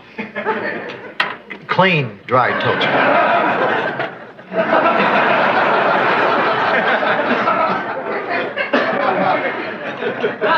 Excuse me, but I haven't ordered yet. I'll be there. Pony Express. Waiter, could we have some water, please? May I show you to your seats? Excuse me. Are our burgers ready yet? Over there is fine. I still haven't ordered. Right. Could we have some water? Just park it anywhere. This way, please. Darryl, hurry up with that water, please.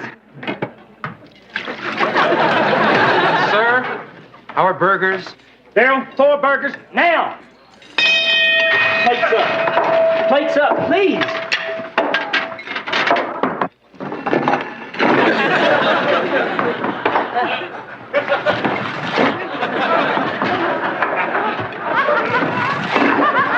Okay, we eat Mary Frann now. No! Please, Larry. Now, Darryl, cut it out. Larry, I told you not to fling food. That wasn't flinging. That was sliding. But you can't run a restaurant this way. Oh, please. Maybe we can't run a restaurant your way. Darryl, What are you doing? we're sorry, Miss Joanna, but we got to be we.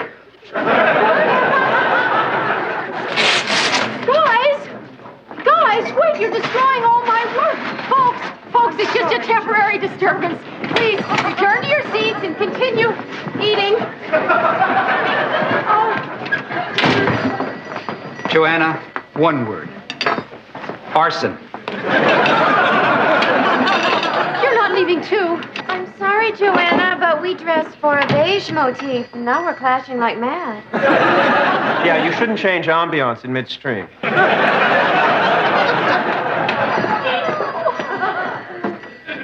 Well, you want me to hold your hand or not, or what?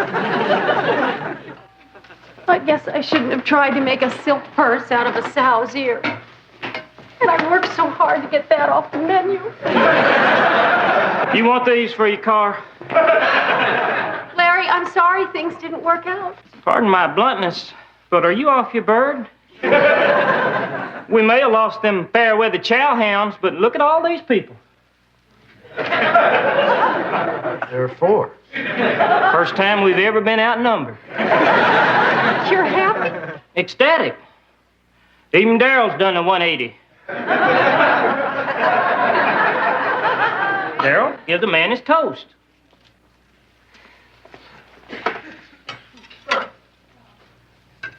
That was very good, Darryl. At least they didn't forget everything I taught them.